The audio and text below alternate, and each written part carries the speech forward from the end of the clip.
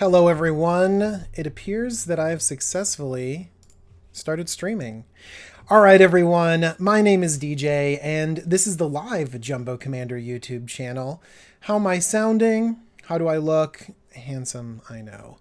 Today we are going to be talking about all of the Modern Horizon cards. We're going to be focusing on the really good ones, like the rares and the mythics, and some of those uncommons actually are like really strong. Let me first say hello to all the fine people joining me. Hello, everyone. I'm glad I sound good. Thank you, everyone. I'm super excited to hear from all of you. And also, I want to be able to like answer your questions and talk about some of these cards. And so hopefully I'll be able to pick up on that. And so if you have any questions basically about these cards, I'm going to be scrolling through them like this. Try to ask questions like, for example, like in the white cards or like 3 or 4 at a time.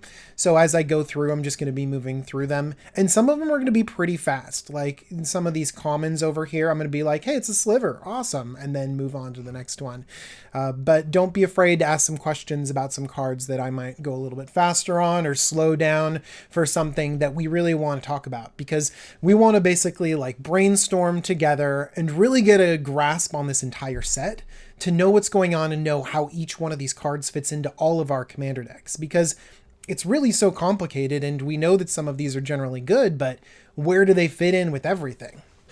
So thank you for all the wonderful kindness. Let's start right off with Morophon the Boundless. Oh my gosh.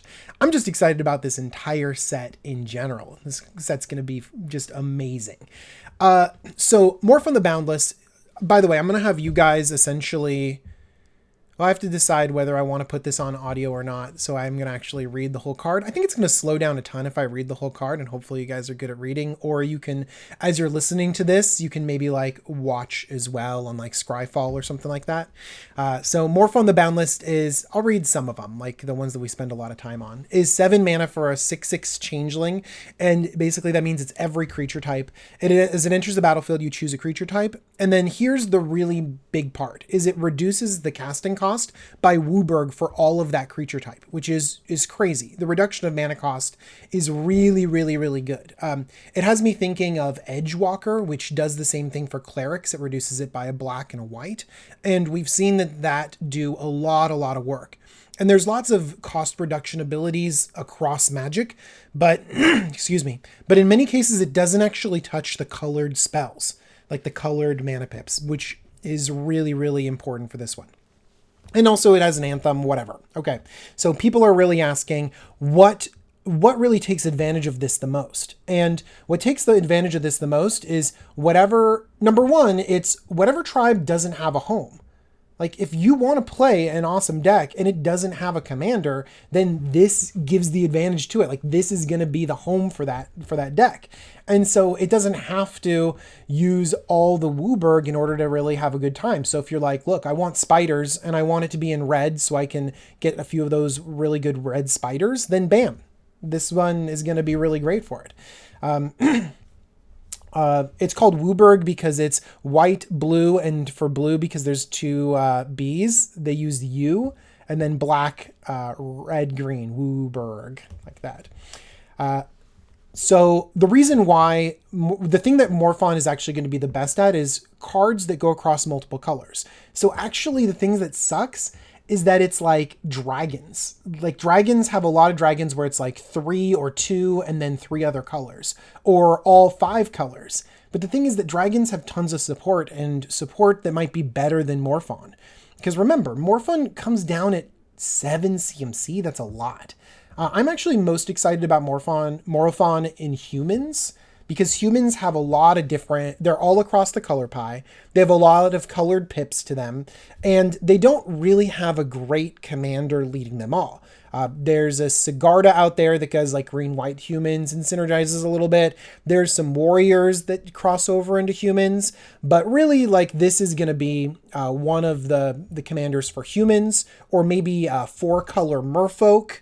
would be, or even 5-color merfolk, because there's like a handful, like 2 or 3 red merfolk. Multicolored goblins, like if you want the green goblins as well. So like the 1 white goblin out there. And so this is going to allow you to expand into other stuff. Elves, by the way, like you've had Simic Elves, like I'm building a Simic Elves deck and it's fun.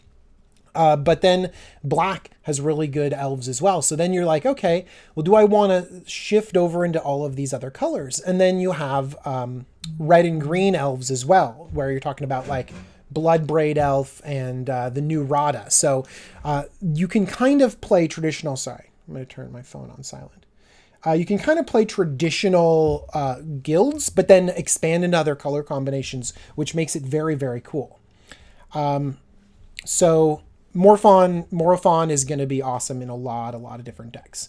Yeah, you guys are mentioning all sorts of crazy stuff with that. Oh yeah. And then things that are 4 colors. So someone mentioned Saskia. Sam mentioned Saskia. Awesome. And then also, by the way, Praetors, like a Traxa is an angel. So that could actually work. Angels go across all 5 colors as well. Brea is a human. That's pretty funny. Even though it synergizes with artifacts really well, that would be a human as well. And then you could go into the Nephilim, for example, if you want to play Nephilim for free, even though there's only 5 of them. And really one thing that could be really cool is resetting Morophon over and over again. So if you have like a Blink deck that takes advantage of Enter the Battlefield effects, you can keep resetting Morophon and then playing different creature types for free, which would be really janky and kind of fun. Okay, I think we've done a good job with Morophon. One thing that's important to know about him is that really there's going to be a lot of other creature types out there that need some support. And no matter what it is, like you can now have a commander, which is really, really cool. Werewolves and wolves, yeah, definitely. I think that is just a little bit of a weaker tribe in general. And so we're just going to have to wait for them to really have a werewolf general that keeps our werewolves from flipping or lets us have some ability to manipulate their flip. Otherwise, they're just going to be a little bit janky. Okay, let's move on to Astral Drift. This is a sort of a play on Astral Slide. It's a 2 and a white for an enchantment, and whenever you cycle this or another card when this is on the battlefield, you can exile a creature and then return it to the battlefield at the beginning of the next end step. So that's kind of the flicker effect, or where they come out and come back in on the next end step. I think that this is very, very good. Not just in the cycling deck. If you ever have a deck that needs to be blinking creatures in and out and you're taking advantage of that, Astral Drift can dodge removal, and just the cycling on it is really strong. And we can see a lot of other cards that just incidentally could work with this. You could throw in cycling lands and other sort of cards that cycle incidentally for value, but just cycling this, think about it this way. We play Cloud Shift, and there's another Extirpate or something like that. Yeah. Ephemerate down here, which is another sort of blink effect. Like we can play blink effects in our format. And so in this case, we have a blink effect, which is, but it draws us a card and it's uncounterable, and it can sort of dodge a board wipe too, which is very strong. And so I think that Astral Drift could fit into many more decks than we think. We might be dismissing it and saying like, oh, it's going to be in the cycling deck and that's it. No, I think it can fit into more decks, especially ones that take advantage of that. Yeah, people are mentioning things like Afara that's really strong. Yeah, Afara is just great. Afara is the one that basically will let you draw a card whenever a creature entered the battlefield. So you really want to be playing creatures on your opponent's turn so you can just keep drawing cards. So that's going to be really solid. One thing about Brago, so Brago is actually really tricky, and this might actually take too long to explain. Brago is a very all-in blink commander. You really need to have synergy with Brago specifically, and so I think that anything that would protect Brago is ideal, and then establishing a board with Brago. So yes, it can fit in, but I think that the most tuned decks of Brago will not have this card in it. Okay, Battle Screech will be great in Pauper because it's a Pauper card. If you're going Bird Tribal, that'll be great. Dismantling Blow, I think it's too inefficient. You're paying way too much mana for this, especially because we have many really strong removal effects for artifacts and enchantments, especially in white. Enduring Sliver is not going to be one of the slivers I'm most excited about. I don't want to be paying 2 mana and tapping my slivers just for a +1/+1 counter, especially when other bear slivers, the 2 mana 2/2 slivers, like bring with it Anthem effects and bring with them tapping and haste and stuff like that. Ephemerate is, I mentioned it a second ago, it's like a better Cloud Shift, so you've automatically upgraded your Cloud Shift. And look at that art. By the way, there's some insane art in the set, and so I'm going to be paying attention to that too. But I really love this sort of art, and you can definitely fit this in some decks. But a lot of them, people want effects that recur more than once. But this does kind of replace itself with that rebound. It's pretty good. Face of Divinity. I need to even read this one. Enchanted creature gets +2/+2 along as another aura is attached. It has first strike and lifelink. Already, hey, what's the white card that needs the white enchantment that's played in Modern that needs to have other enchantments on it? That card is not really playable. Like, you might play it in yeah, you might play this in stuff like blue. Yes, people are like Daybreak Coronet. That's the card I was thinking about. And you might play this in certain aura-based decks, but it's not as impactful as some of these other auras that you have. I would like my auras to really protect. So those Steal the Godhead auras are just way, way more important in my mind. The first Slivers chosen. All your slivers have exalted. This could be crazy. It could be really, really crazy. But the good thing about slivers is that they overwhelm and they build off of each other. And so this does work against the strategy of slivers. So for example, some really strong slivers would be like ones that pump your whole team, an Anthem sliver. Well, this doesn't really Anthem. This sort of focuses all your sliver on a single attacker. So the idea of going wide and building up your sliver force and then focusing it in on a single attacker is really counter to the sliver strategy. Doesn't mean that the sliver can't be good, but it's definitely not going to be one of the better ones. Okay, Force of Virtue. It's basically, I actually would just rather pay 1 more mana and have Dictate of Heliod, which is 5 mana flash. Your creatures get +2/+2.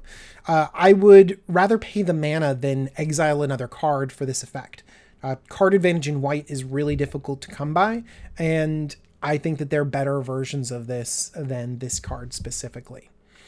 Yeah, I'm not a huge fan of this force, to be honest. Okay, but the next card.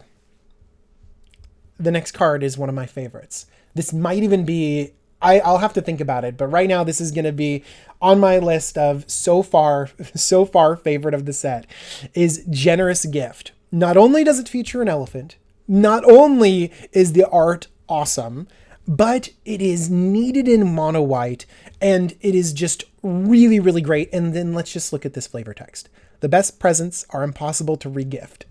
Yes. Yes! Oh my gosh, I love Generous Gift so much. And the thing that does make me sad, though, is that I'm going to have to get rid of my Oblations in my commander deck and replace them with this. I think that this is just spectacular. And I'm really excited about getting a bunch of these and giving them away. I just want to get these and then give them away to people. That would be super, super great.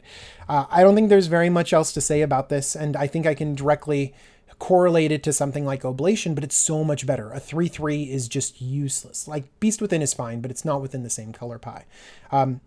Oblation gives 2 cards for getting rid of something, and 2 cards is so much. It's really bad. And sometimes I use Oblation in my own decks to just use it as a bad divination for myself. But Generous Gift is going to be a true removal spell. All right. Gilded Light is a really fun card, and I've had it in a few decks, but only ones that have been around cycling. I like my Shroud to be constant, and in many cases I found that it's more of an incidental thing. So on some of the white hate bears that give you Shroud, not Shroud, a lot of times they have Hexproof now or something like that. I've found that to be a little bit okay, but Gilded Light is just too low impact. Okay. Giver of Runes is, I'm not going to do the Scottish accent like Josh does. Giver of Runes is 1 mana for a 1/2 core cleric. You can tap to make another target creature you control protection from colorless or from the color of your choice until end of turn. Honestly, I think if your deck wants Mother of Runes, it's going to want Giver of Runes as well. Your being able to protect one other thing is exactly what Mother of Runes is for. See, a lot of people are kind of down a little bit on Giver of Runes because they're thinking about it in terms of legacy or in terms of modern, mostly in terms of legacy, where Mother of Runes is this amazing blocker and this amazing protection from all of these instant speed removal spells. See, but the thing is that you need to block in legacy. There is a saturation of removal spells pointed directly at you. In Commander, there's a lot more flexibility. Granted, Mother of Runes is a lot less good in our format, but there is a lot more flexibility and a lot more options for us to say, yeah, if you want to point a removal spell at Giver of Runes, yeah, that's fine. Like, you can have that. But this gives the protection for sort of the combos that we need and the damage that we need to get through. A lot of times this is going to pair really, really well with our commander. And I love, we're going to be mentioning something of Eos, but I love Ranger of Eos and 1-drops it's able to get. I love this card in like decks like Oketra, where just having creatures is going to be really critical. I love this in decks that needs to be able to get damage through, maybe even Alesha. Something like that sounds really, really good. And by the way, someone mentioned that colorless is huge. Yeah, colorless is really, really good. It would make me super happy if you could just give this to any creature instead of you control. But yeah, I'm going to be very happy to have this card. Custom DJ Elephant token 3/3 giveaway. Yes, I have some tokens already in the works. So you definitely called it there. Imposter of the Sixth Pride. I love the art on this. I actually love the flavor more than the art, like the flavor of, I've seen this 3/1 before, that I really like. Changelings are going to be fine, but 3/1s don't really make it into our format. Same thing goes with a regular cohort. I love that there's more changelings in the format. Some of you might be wanting to build certain decks, and having a low drop changeling could be really good. For example, the 2/1 red Taurian Mauler. Taurian Mauler is the best dragon in my dragon deck because all my dragons are super big and it's the one that comes down early. So if you have an angel deck that you really want to have a lot of angels in, this imposter, some of these other low drop changelings might be the best angel because it synergizes with all the angel stuff they already have built in. Excuse me, but it really comes down early. So don't dismiss changelings if you're playing a real all-in tribal deck. Especially things like, people mention stuff like Reaper King. Yeah, like Reaper King or other things that have really heavy synergies with your tribe are going to be really good for these changelings. King of the Pride, solid cat deck. Get it for all your cat stuff. Knight of Old Benalia. Suspend, it's just too long in our format and you can see it a mile away. I found Suspend to be very underwhelming. Even the most powerful cards of Suspend, like Joyra, I found that to be really, really underwhelming, and people really can plan for it much better. And also, if you have too much going on Suspend, people just team up against you and it's not great. Lancer Sliver is going to be just a fine sliver, but First Strike is not one of those really, really desirable abilities. Excuse me. Martyr Soul, I love the way that this is built. The mechanics on this are so good, but it's really not going to be something that we care about in our format. On Thin Ice, again, I think this is a very cool callback. It's like Chained to the Rocks a little bit. Excuse me for 1 second. Oh my gosh, I talk for a little bit straight and I get a little bit of something. Excuse me.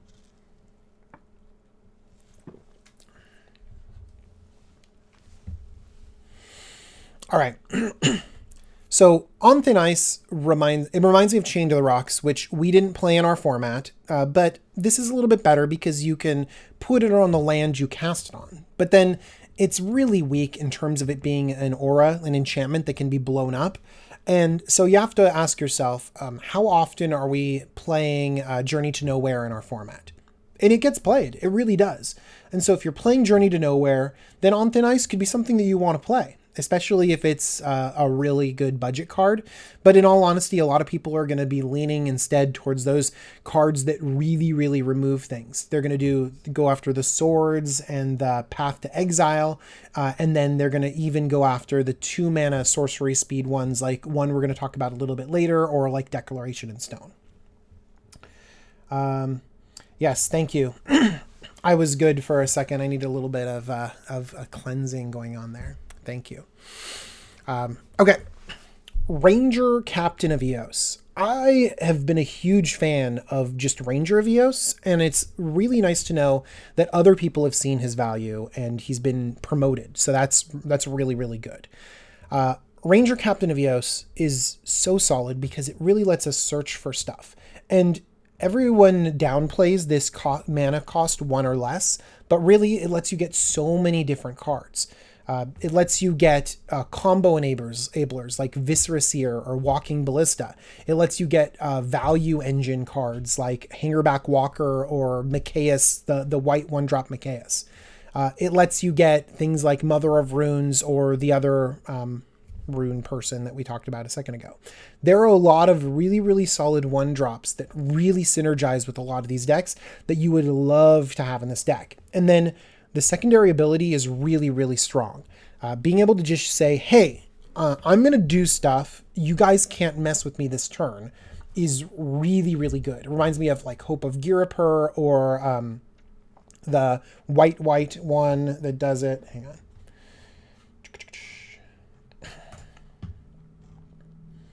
I wrote down some notes and stuff. Oh, well. Grand Abolisher, basically. And so, or Dramoka or something like that, which would actually be really good. And then also someone just mentioned Dryad Arbor. Yeah, totally. Being able to get all of those types of cards are going to be really good. And just building your deck to have like this synergy where you have the ability to play 1-drops on curve, but then also get them and then play them again later, really makes your deck have another level of depth to it. And in white, you need that. You need that synergy that has that that card draw, which is pretty crazy. And then other people are mentioning like Soul Sisters and stuff like that. That's actually going to be really, really good too. But you have to be built around that. So that's going to be important as well. But I'm just a huge fan of shutting off your opponent's interaction. That's what I really care about. And this is going to go straight into my my Selesnya combo deck, basically, that has a bunch of combos in it. And so Ranger Captain of Eos is going to go in. It's going to get me value. It's going to attack. And then when it comes time for the right turn, it's going to shut everyone down, and I'm going to create infinite mana and win. Okay. Recruit the Worthy. If you have a soldier deck, this might be good, but this rate is not good. So sorry about that. Reprobation. This is essentially a bad version of a lot of other cards that we have. Like Darksteel Mutation is essentially the same thing, but it makes the creature indestructible. And that's so good for stranding a creature on the battlefield. With this, they can just block with the creature and it can go back to their command zone. So I really like Imprisoned in the Moon, Song of the Dryad, things that turn creatures into lands that strand them on the battlefield, and then also like Darksteel Mutation or even Lingify. All of those are going to be way better cards because they really take care of the creature for a longer period of time. If you're going to pay 1 and a white and want the creature destroyed, there's plenty of effects that do that. If you want to strand a commander on the battlefield, then there's ones that do it better than Reprobation. Okay. Rock's Veteran. I love rhinos, so it gets a thumbs up in my view, but not really a commander thing. Segovian Angel. Again, if you are building angel decks and you really need to pay attention to your curve, you might include this, but otherwise 1/1 flying for 1, not relevant in our format. Sarah the Benevolent. Sarah Angel has never been a really strong contender in our format, which makes me sad. Sarah the Benevolent is going to be pretty hyped. I have a feeling if you have a flying deck or an angel deck, this fits in so well thematically, but honestly, it's not going to be that great. And there are ways to kill us around worship. And that's what I'm referring to this -6. This is worship. If you control a creature, damage that would reduce your life total to less than 1 does it to 1 instead. It's so good in other formats because, well, there's no answer to it. They're just like, I don't have anything. You know, and it's hilarious to see people do that. To just say like, well, I'll scoop to worship. That doesn't happen in Commander. No one scoops to worship. And so that huge -6 ability doesn't really give us the thing that we want. 4/4 Angel for 4 is still fine, but it's really not the rate that we're looking for. And honestly, this is going to it's a hype card. I mean, I want one, so it's not going to be cheap. Like if this was like a $2 card, I'd say like, yeah, put it in your decks. It's going to be awesome. But it's not going to be cheap, so it's not going to be worth the price. Settle Beyond Reality. This reminds me of Super Smash Brothers. I like this very much. But basically it gets to double exile, essentially. You can exile target creature you don't control and then flicker something you do, but the price is just a little bit too much. But I could see playing this in a budget deck. Shelter. Oh, good. They reprinted it. You could put this in your feather deck. Otherwise, it's not going to really find a home. Ooh, people are saying Sarah and Brago. People are also saying dog. Yes, I have 2 dogs, and they're very big and they sound scary, but they're not. They're very cute. And they will occasionally bark. So let's see. Sarah and Brago, you basically can create a 4/4 angel every time or pump your Brago to be a 3/5 to come in. Yeah, I could see Sarah the Benevolent in Brago. I think that would be fine. Good fit for Sarah. Nice job. Okay. I don't know, but again, like there's a lot of stuff that's really, really good in Brago, and Sarah is like, oh, that's solid. You know, all right. Okay. Now, Sisay, Weatherlight Captain. So cool. I'm going to spend only a little bit of time on Sisay because I really want to go into this in depth in a Commander deck. But the idea of tutoring things directly on the battlefield, like the original green-white Sisay, is just so good and so fun. And it is really fun to put all of these legendary creatures together, and now it can expand to the entire color pie. Oh, it's so good. I think that I'm the most excited about I think that the way that you build this deck essentially is to make sure to pay extra attention to your curve, because say coming down early doesn't do anything for you. Basically, it's just a 2/2, and then you have to activate it for Wooburg, and you're only getting, what, a 1 CMC, a land onto the battlefield, a special legendary land, which you should have, by the way. But it's not impactful enough. You're not getting your value. So basically, you need to have Sisay come onto the battlefield, and then have Sisay already be big enough to really activate and get moving. Because people are going to be attacking Sisay, and you need to make sure that this activation is really, really worth it. So paying attention to the low drop multicolored legendaries are going to be really good. I can imagine this being a pretty aggressive deck and also a controlling deck, which I love. I love the idea of this being able to pivot from one to the other. It's very good. Okay. Soul Strike Technique. Again, it's another creature enchantment. Manifest is cool, but that's not something I want. Splicer Skill. I like more things that create golems because like we have Precursor Golem and other splicers. And the idea of Golem Tribal would be really cool. But this is not going to be the rate that we want, even though Splice onto instant or sorcery is so cool. 4 mana, 3/3. We're not going to be playing Hill Giants, even if we can keep playing them over and over again. Stirring Address. I love that they're bringing back Overload, but this is not the right kind of overload that we're looking at. So we're going to keep going. Trustworthy Scout. Again, this is not going to be working because we're going to search our library for another Trustworthy Scout. No, not going to do it. Valiant Changeling. Again, very, very cool design from WotC on this one. The idea of this being a 2/2 double strike when you play it after another changeling is so cool. But again, when we have things like Mirren Crusader in our repertoire, like we could just have a 2/2 double strike protection from something, or a Silverblade Paladin. Like we can build our own double striking awesomeness, so we don't necessarily need to jump through these hoops specifically. Let's see here. Yep, people are talking about awesome stuff. Okay, Vesper Lark. I really like the callback to Revelark in this. Very good. I like that the evoke cost is 1 and a white. So basically this could just be 1 and a white and get a 1-drop back from your graveyard on the battlefield. Sort of a white unearth a little bit. This does not reach the same level as Revelark, because Revelark could hit so many different things, being able to return 2 things of power 2 or less. Ultimately, I also really like that this is a leaves the battlefield. Leaves the battlefield is so much better than dies because you can flicker it back and forth in and out of the battlefield, which is a theme of this set, and just keep getting things from your graveyard back onto the battlefield. Ultimately, I think that this might be a little bit too narrow for our format, but I would not be surprised if someone found a way to just essentially break this so badly.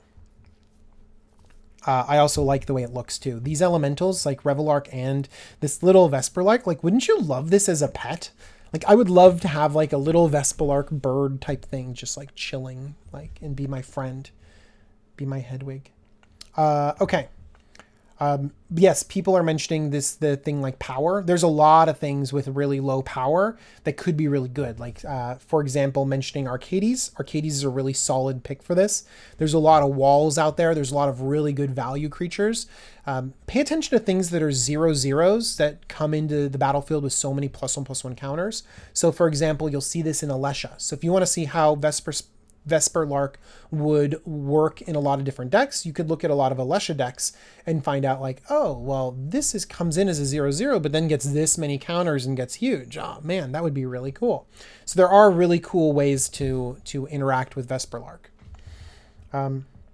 Yeah, other people mention things like clones and other stuff. Being able to look at the power of this is really critical. Okay. Wall of 1,000 Cuts, Wall of Swords, again, is very cool, but not for us. All right, everyone. Winds of Abandon. Okay. Everyone is really, really, really excited about this card. Let's take a look at it. 1 and a white for sorcery. Exile target creature you don't control. For each creature exiled this way, its controller searches their library for basic land card. Those players put those cards onto the battlefield tapped, then they shuffle their libraries. But the big thing is overload. For 4 white, you can just exile everything, all the creatures that are not yours. Okay. Winds of Abandon is very good. I'm just a little bit hesitant on its ability to do exactly what you want to at all times.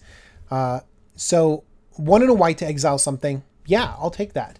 I really don't like that it's not at instant speed, but I've played Declaration in Stone before, and it's pretty good. And I've also played cards that have given people lands, like Settle the Wreckage. One thing that's important to note, though, is that sometimes when I'm playing a Settle the Wreckage deck, like those are decks where I'm controlling, I kind of don't care what they're doing. Like, I will give them a bunch of mana, and I'm okay with that, because the deck that's very passive and letting someone attack me and then exiling their board is kind of a different deck than one that's kind of trying to go out and exile other people's stuff. So this might not work exactly like you want to in every single situation. For example, what I'm trying to say is that these lands could come back and really, really mess with you. Because this is a big cost to give someone 3 or 4 or 5 lands. We don't have it in our minds. Like, in our minds, we're just focusing on the creatures dying, you know. But in many situations, these lands could be enough to close out the game. So be very careful about how this works, and I think that we need to be very nervous about it. But it's a one-sided board wipe. Like, this overload cost could be very, very good. So where do I want this card? I want this in decks where this overload cost, like, basically the advantage of it is that it doesn't hit my board. That's going to be really important. So it doesn't hit my board and I have something on the board. That's what's going to be really good, because then the pressure is going to take over the game and the lands that I give them won't matter as much. So what I want this to do is I want this to function very similar to a Cyclonic Rift. You know, you give them sometimes you give someone a lot of value by returning a lot of good stuff to their hand.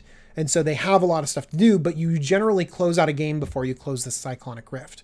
You know, you rift and then you kill everyone. What I would want you to do is Winds of Abandon and then get a huge attack in, and then people try to rebuild and they can't quite rebuild, and then you go in and take them out again. The thing that stinks, though, is that you've given them the lands to rebuild better. But you're not bouncing, you're exiling stuff. So hopefully they don't have enough resources to actually mess with that. Aven Mind Sensor in all caps. I love it so much. Also, What's even better though is Leonin Arbiter, because then if they just don't pay 2, they just feel like oh my gosh, I didn't pay 2, I don't get to search. I like that one a lot. People are thinking about like Ankh of Mishra and Zozu in order to punish everyone for the lands. Oh my gosh. Winds of Abandon is definitely powerful. Like, don't get me wrong. I'm just trying to give you guys some average case scenarios of how it could go wrong and essentially how to win with this card and the types of decks that goes in. Because I've heard a lot of just hype in general without thinking about the consequences of just like, oh, I'm just going to cast this on 6 and ramp everyone 3 or 4 lands. Yeah, I don't think that that's the way that this card works. Okay. Wing Shards. I've actually found these sacrifice effects to be underwhelming. Hey, look, it's a unicorn zebra. If you guys have any doubts about whether this set is good or not, I'd like you to take a look at this unicorn zebra. Just for a second. We have finished the white section. How long did it take to finish the white section and say hello? 35 minutes. We're going to be here for a while, everyone. Now, does anyone have any questions about the white section? I can scroll back to different cards in here. Does anyone have anything to say that maybe I missed because there's too much stuff going on? The card that I'm most excited about in the white section is not going to be a surprise to you. It's Generous Gift. I think that that's going to be really good. I'm also super hyped about Ranger Captain of Eos, but mostly because it fits in literal decks that I own. So I'm really excited about that. And then also Sisay. Come on. Sisay is great. All right. Let's see here. Zebra Unicorn. Why am I so awesome? It's because I'm not actually awesome. I'm just here talking about Magic cards. Buy singles, don't buy boxes. If you actually want to, if Commander is your thing and you want to get the most out of your money, yeah, don't buy boxes, buy singles, and don't buy singles yet. Buy them in basically the set will release, and then full saturation is usually 3 to 6 weeks afterwards. So basically you have to suck it up and then wait an extra month after release. And most people can't do that. That's why Magic Finance people get away with it. They make a lot of money because we can't handle it. I'm like, I need a foil Ranger Captain of Eos, please. I need it now. And so I pay extra money just for being able to have it. Top white card, I think Generous Gift is going to be is something that I'm the most excited about. I actually think that raw power level, this Winds of Abandon will 100% win games. And so you can't discount a card because when it can have this much potential of just saying oh, I'm going to pay 6 mana and I'm going to win the game. So this Winds of Abandon is definitely going to be one of the most powerful cards right there. So we'll talk. Do you know what? We can talk about the finance of this set a little bit later. And I think that that's something that we might want to talk about a little bit later. The idea of, what do the snow-covered lands add to it? What about the foiling in there, having a foil versus not having a foil? The idea of the reprints versus the new cards. Usually new cards carry a lot of hype of the set, but they don't carry a lot of the value. Usually reprints for these master sets are where a lot of the value ends up going in, the money that you can get out of it. And so I would be very careful.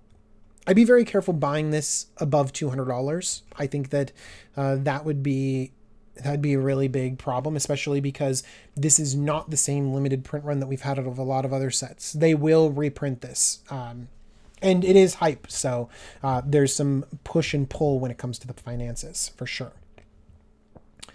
Okay, let's see.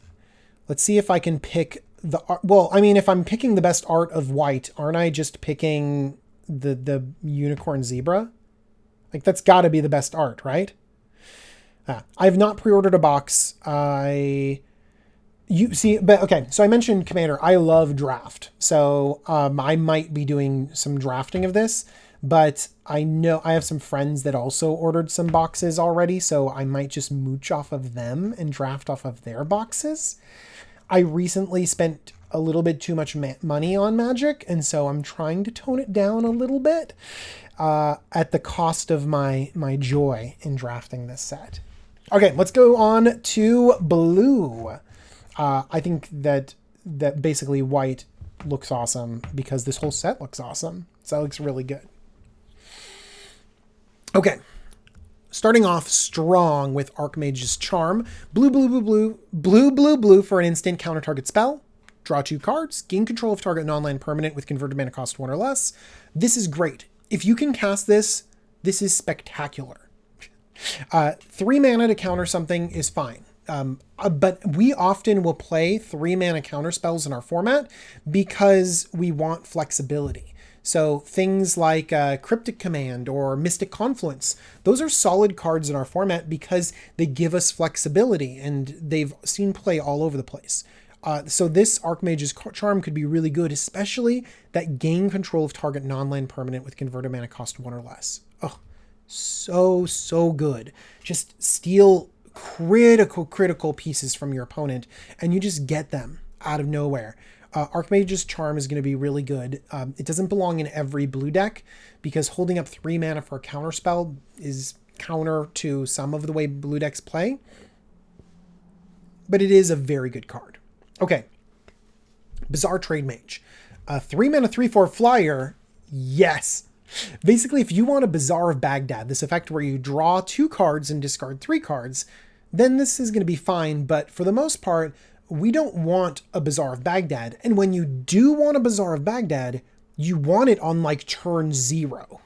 You want it to come down in your opening hand and immediately tap it and start doing shenanigans with your graveyard. Waiting until turn 3 to develop your graveyard in this effect is counter to the normal, just super hyper competitive Bazaar mentality. So that might be really good. Yeah, people are still talking about the amazing nature of Archmage's Charm, about all the things that it can grab. Mana Crypts and Serra Ascendants and Skull Clamps, and oh my gosh, there's going to be we're going to see this played, and we're going to steal so many 1-drops. It's going to be great. So I think that Bizarre Trade Mage is inherently powerful, but not as powerful as Bizarre, because Bizarre does broken things at the right time, and Bizarre Trade Mage is a little bit later, and is powerful for its ability to be a 3/4 flyer for 3, but again, not as powerful as a lot of those lower drop flyers, because those synergize with things like Edric or Derevi, and they come down a little bit earlier and start doing their thing earlier. So I feel like it's caught in between of 2 very, very powerful effects, but somehow 3 mana is still a little bit too much for it. It's good. Blizzard Strix Snowbird. Look at that cute little owl. My gosh, I love it. But basically it's just it's a flickery thing. So flicker's good, and this is going to be a really good card in limited, but not for us. Chiller Pillar is another adorable little butterfly snow worm. Yes. Again, solid for limited, not really for us. Choking Tethers. We have other effects that can tap out our entire board. This is, again, another common. This tapping effect is super powerful. So if you want to play with this effect, play Cryptic Command. It's better. Cycling, though. Cycling's good. Cunning Evasion. I actually think that this is an underplayed card. Like people are already like thinking about this and being like, well, why would I play this? It's 1 and a blue for an enchantment. Whenever a creature you control becomes blocked, you may return it to its owner's hand. I love that there's so many decks in this format that have enter the battlefield creatures, and that you just keep wanting to replay your creatures. You keep wanting them to be on the battlefield. And so the ability to swing in and then remove some of those creatures from combat if they happen to get attacked is so good. It has me thinking of Reconnaissance. Reconnaissance is 1 white, and it allows you to basically remove creatures from combat whenever you want, just for 0. And Reconnaissance has been sneaky good in my opinion. And so this ends up being very solid. I actually am thinking about it in decks like Anala, where you play your low drop wizards, you copy them, and then a lot of times your wizards will just sit there on the battlefield just being like, whoop, I got my enter the battlefield ability, I'm all done now. But instead you could start swinging in aggressively with your wizards, then bouncing them back to your hand. Oh my gosh, it just feels so good. Another thing where I've seen this promising to be pretty good is in other commanders or other generals that really want to be attacking, like those cards. So decks like Edric or Yuriko, where you do have like low enough that you're not giving up too much tempo by returning things to your hand. So like Yuriko, you're naturally going to be recurring things to your hand. And in Edric, you're naturally going to be playing like these 1-drop flying men. So being able to come in with all of this damage and then return some of those that you want to. And if, the trade is good, you take the trade. All right. Echo of Eons. Don't you love it when they print the Power 9 in Modern? I love it. I love it so much. For blue, each player shuffles their hand and graveyards into their library, then draws 7 cards. Classic Time Twister, solid effect. Everyone has it, really, really. Oh, flashback, 2 and a blue. It's so cool. Okay. This is very good and it's very cool, but let me take a step back because the people that use Time Twister in our format or in more competitive formats, the reason why Time Twister is so good is because it doesn't exile itself, and Echo of Eons doesn't either. And so Time Twister allows you to sort of loop Time Twister and loop things in your graveyard and sort of always have access to things that end up in your graveyard. And that's why Time Twister is really solid, and that's why a lot of the other ones of these effects will exile themselves. And then you sort of lose access to that for the next round of your deck. Echo of Eons doesn't do that unless you flash it back. So if you're using it for this constant recurring of your graveyard into your library, this sort of wheeling effect that can be combo generating the Time Twister loops that you see in CDH, then it's very expensive. 6 mana might be too much for that effect. But, it could just be a value Time Twister. Value Time Twisters are great. Are you kidding me? You just put this into your graveyard somehow, and then you're essentially like just drawing a brand new hand. It's really good. Wheel of Fortune is rising in price substantially because it's good. And so this card is going to be really, really good too.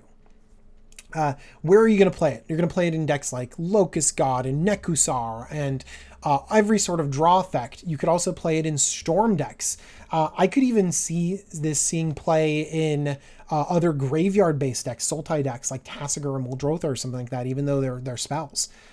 The idea of getting this, it's just you get a fresh hand, and you can get a fresh hand for so cheap. I think it's very, very good. People are saying cast it off the Lion's Eye Diamond. Yes, I love how we're putting together.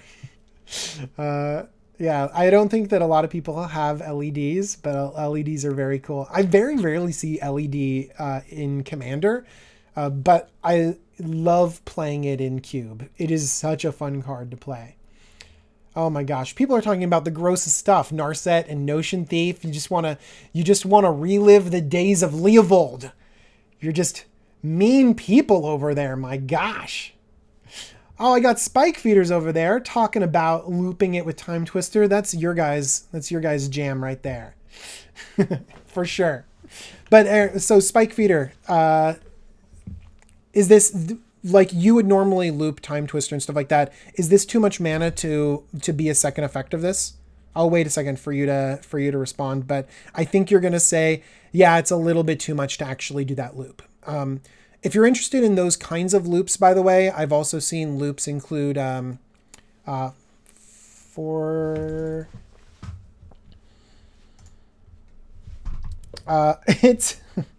it's fine as long as you aren't playing Adonis. I don't even know what that is. Anyway, okay, let's go on to the next one. Look at, by the way.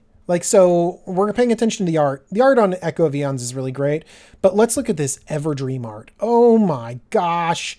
It's like the back of her head is exploding out. It's pretty crazy. Oh, ad nauseum. Yeah.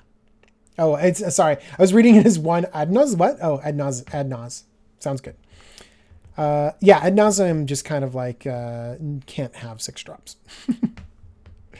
Hello, fine people joining me. How many people are here right now? Let's just go and take a quick second and figure it out. There are 379 of you right now. Welcome, everyone. And this is a casual place. You hop in, you hop out, you see what's going on, you ask some questions.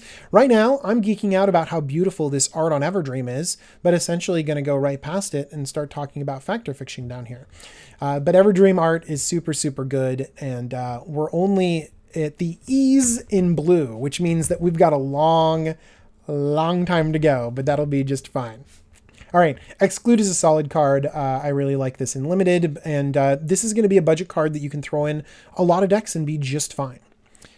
Kite.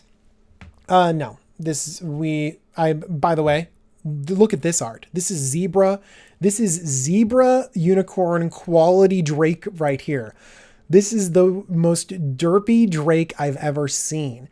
And somehow it has because these are horns, right? Does it have 8 horns coming off of it? Or is this tentacle hair?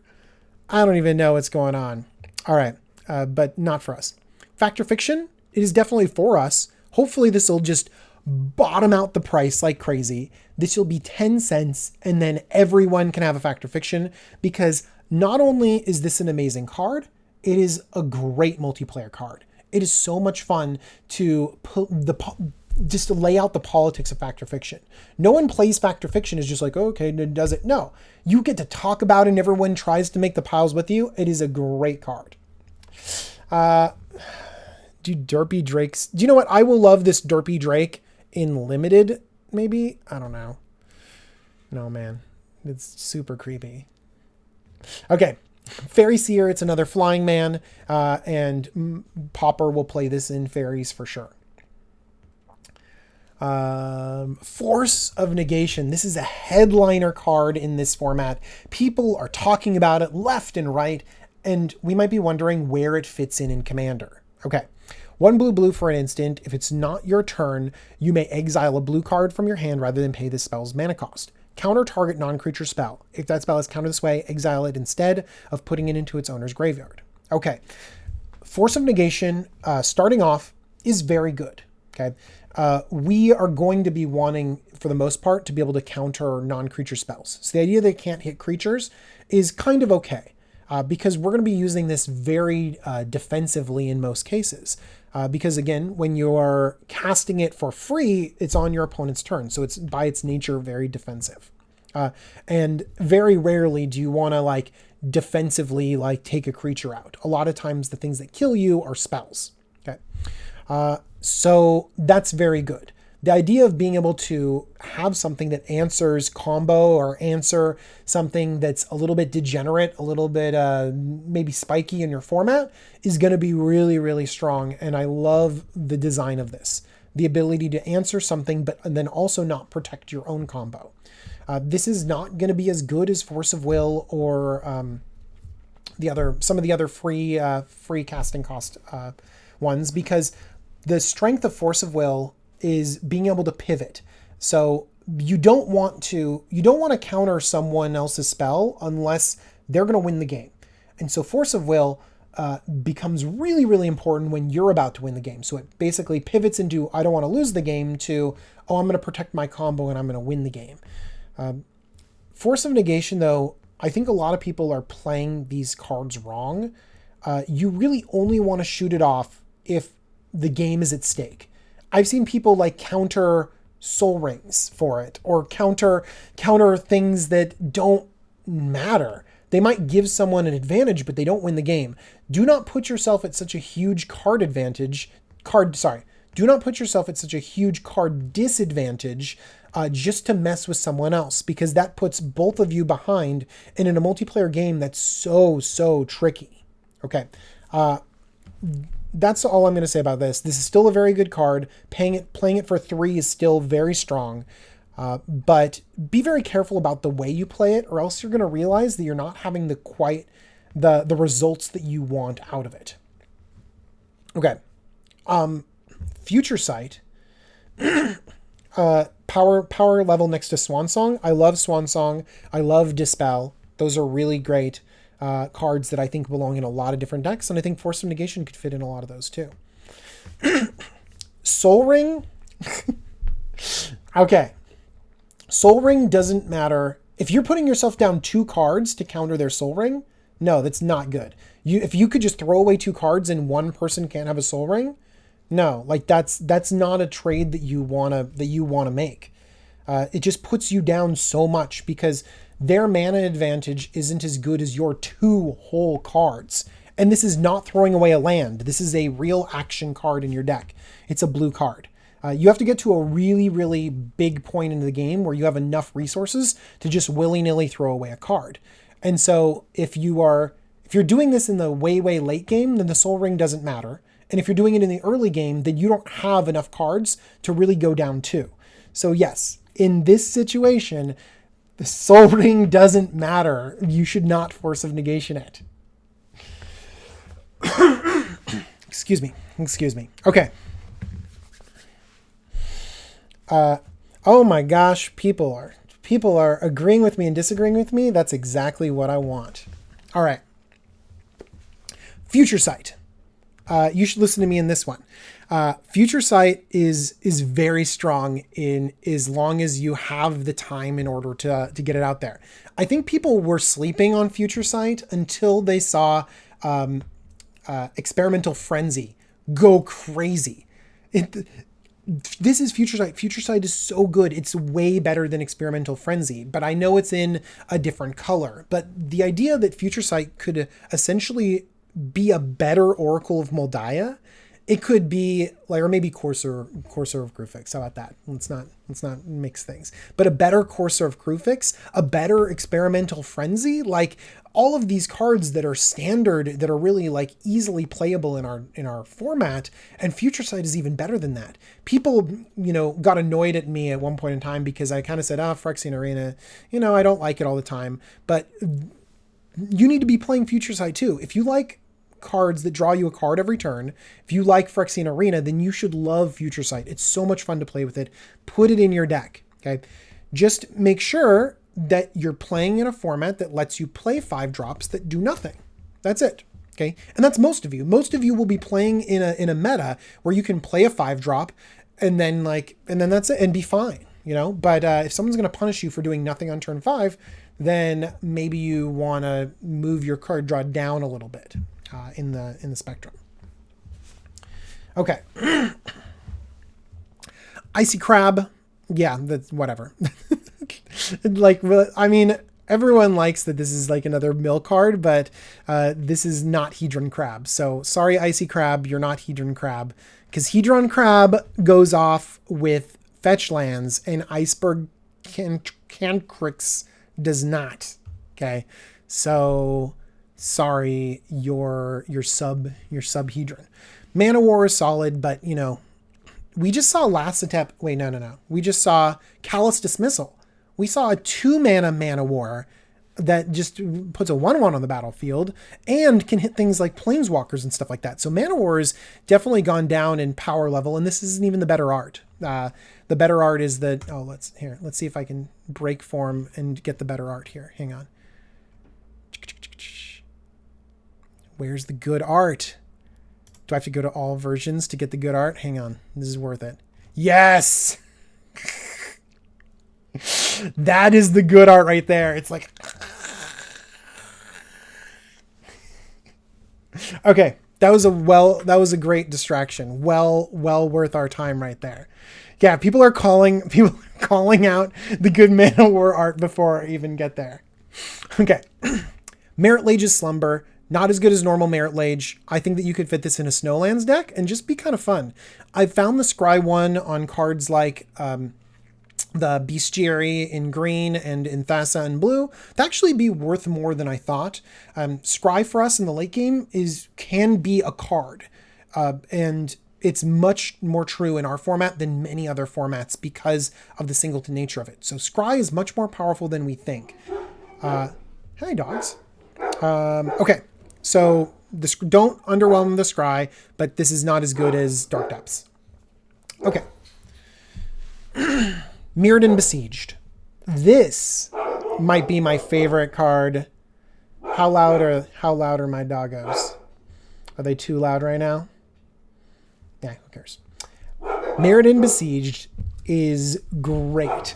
Okay, I love the psi effect and the efficient construction effect on there. So just the Mirren part is very, very good. But the Phyrexian part about just being able to just out of nowhere loot and win the game.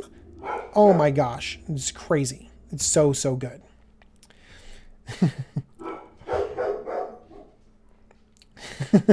Dogs are, by the way, dogs are like barking at the front door like 2 rooms away. So it might get a little bit louder for a little while right there.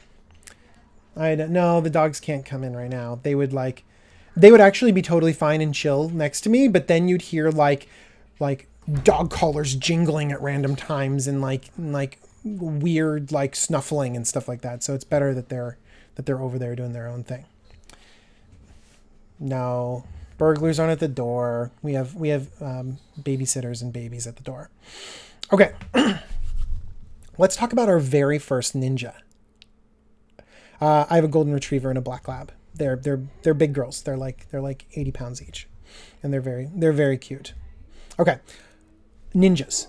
The ninjas are great, and we really needed more ninjas. This reminds me of one of my favorite cards, Spawn Wraith, but it doesn't have trample like Spawn Wraith does, but it will work with the one in a blue from Dominaria, Tetsuo, the one that lets you get damage through. Yeah, so that might be good. But obviously we're going to be playing this in our Yuriko deck, which has seen huge increases in this set. So Ninja, and some of the other ninjas, like they're going to be really good for Yuriko. And if you like ninjas, then it's going to match up really well with this deck. But other than that, I think that it's not going to have a huge effect on Commander. Okay. Onirophage? Nailed it in one. So this is not the better version of this. This is not Toothy from Pure and Toothy. This is not the other one that makes squids when it dies. So like this just doesn't hold up to a lot of this other effect. So there are better cards than this, unfortunately. Tetsuo Umezawa Fugitive, thank you for that. I like how I can just like say something vague and all of my answers get immediately like put off from there. Okay, or that you guys just provide me with all my answers. I should just like have 300 people helping me out with everything that I do. Just like I go to work and then suddenly it's like, oh, I don't know the chat, help me. And then I just look smart all the time. It'd be great. Okay. Phantasmal form. Until end of turn, 2 target creatures you control have base power and toughness 3/3, gain flying, and become illusions. You also draw a card. We might save this as that you draw a card, but I think that I'd rather have my creatures turn into 6/4s with base power and toughness. We'll get to that in a little bit. Hey, look, it's a phantom whatchamacallit, but it's a ninja. Great. Pondering Mage. I think that they were afraid of Ponder, and so they made Pondering Mage cost 5. I'm still going to play this in Anala. Prohibit. This is a card that we had before, and it didn't see much play, sadly. Next question. Why on earth is tie-dye a thing in this? Like, I don't get it. Yeah, card draw is going to, like, we're going to have better card draw in general in our format. Like, we can get this effect for 3 mana instead of 4, even though sometimes it's at sorcery speed. But yeah, Reign of Revelation is mediocre, and I don't like the art. Rebuild. Okay. Rebuild is very, very good. Okay. We underestimate how good Rebuild is. The thing that's great about Rebuild is that you can cycle it. Okay. If you don't need this effect, it's gone. Like, just get rid of it, get another card, it's great. But just being able to return everything, all the artifacts, just pick them all up, oh my gosh. Just so good, and it can set so many people back. I know artifact decks that just will get crippled by this effect. So Rebuild is going to fit into a lot of other different decks, for sure. Okay. By the way, this is not a new card. This is an older card, so hopefully you knew about this from before. But yeah, it's a reprint. Actually, Josh really likes this card. I've seen him play this a lot to like really horrible effect. For me, not for him. He's done great. Okay. Okay, scour all possibilities. Scry 2 and draw a card. It's not 1, okay? So if it was 1 mana, that'd be great. A lot of people would rather play Think Twice as well in this, where they just want to basically be going through cards. So in some decks, I'd prefer Think Twice. In other decks, I'd prefer just a better effect at 1. So I don't know where Scour All Possibilities fits in. Okay. Scuttling Sliver.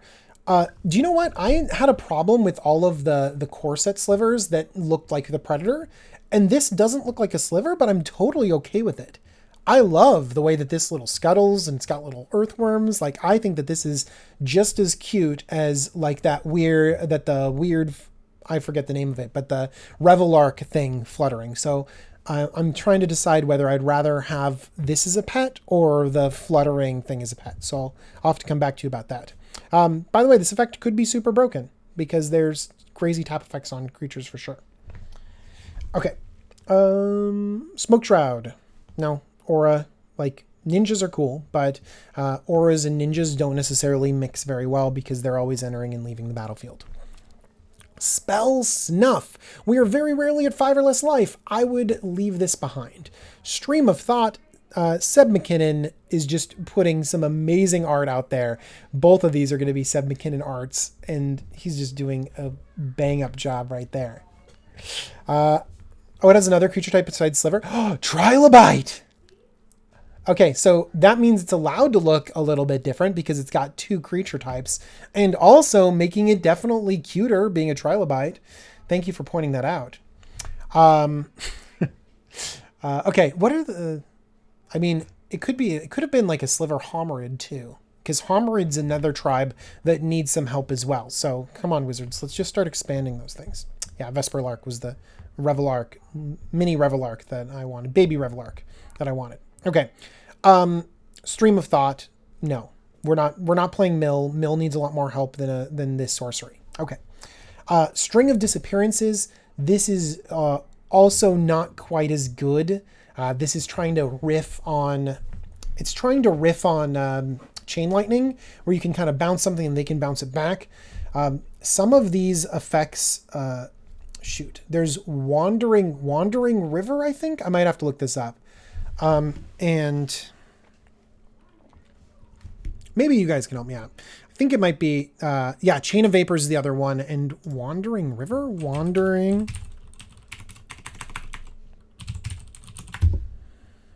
Meandering River? Meandering? Nope. Don't know what it is. Anyways, Winding River? I don't know.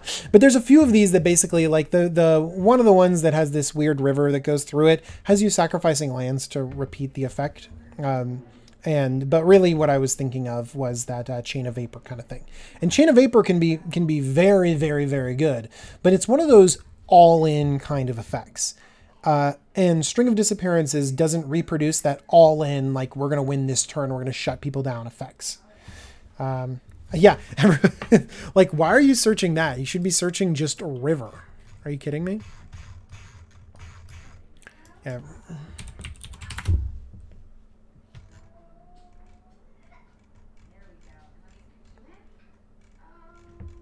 Yeah, that one. Rushing River. It's not even... But look. This river, doesn't it look like it's winding right there? Totally looks like it's winding. Okay, so in this case, basically, you can sacrifice a land in order to do it. And so that's what I was kind of thinking about, is basically being able to reproduce the effect over again of being able to bounce something. Okay, so it was Rushing River. Oh, yeah. See, I didn't even need to look it up. All I need to do is just say what I need, and like 5 people in chat will figure it out. Yeah, it isn't rushing, is it? Look at this thing. Like, where is it rushing to? There's no end to the river. It just spirals around. Yeah, it's not even a river. It's just some sort of like creepy estuary. Okay, moving on. Oh my gosh, I see Urza over here on the right. Let's just ignore it for now. It's okay. Tribute Mage. So This completes the cycle of Trinket Mage, Trophy Mage, Treasure Mage, which I love all of them. I've played them all in tons of different decks. I love creating packages. Like you can tell from the Ranger Vios love that I have, that I really like packages that include in it like some recursive value. So the idea of Tribute Mage complementing another...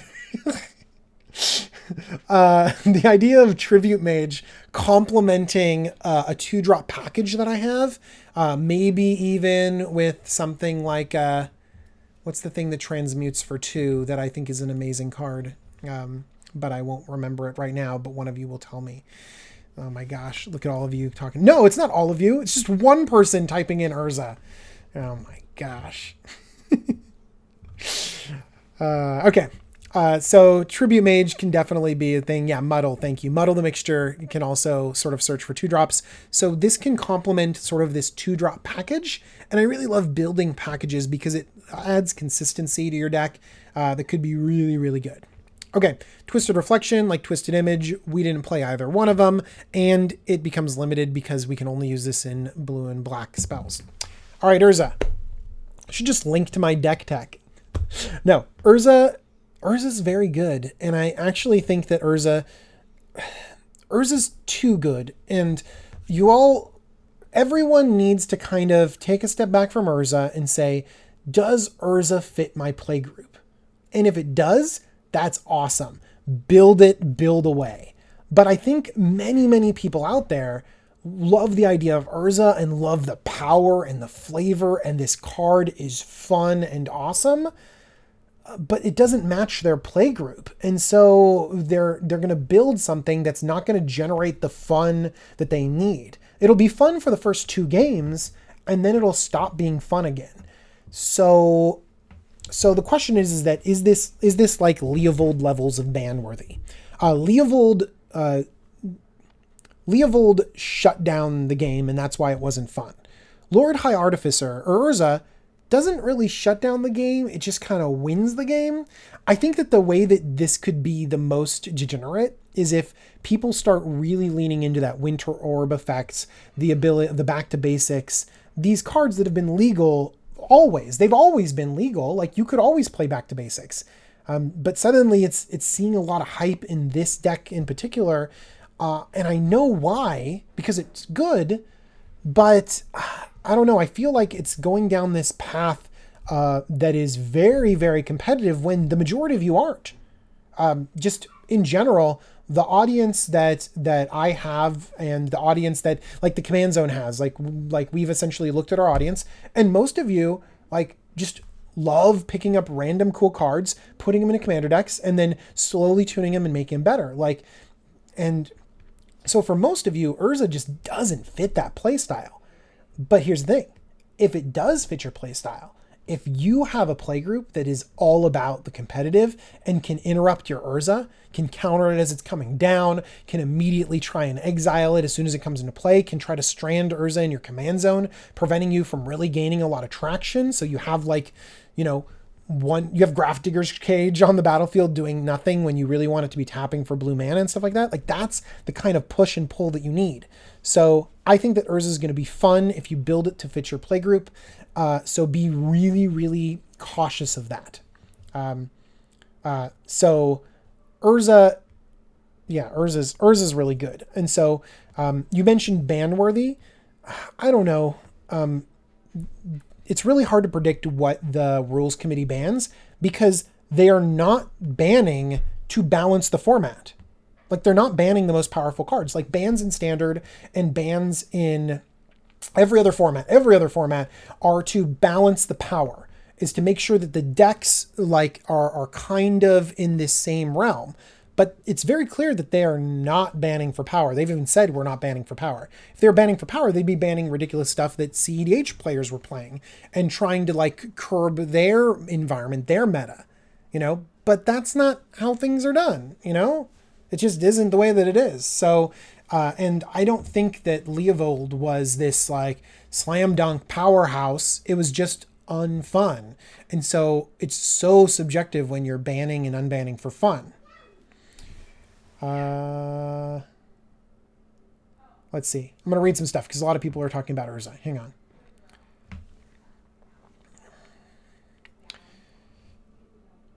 Urza in your 99. I'm going to include Urza in my 99 of my brand new deck that I'm making. Hang on. It's right here next to me.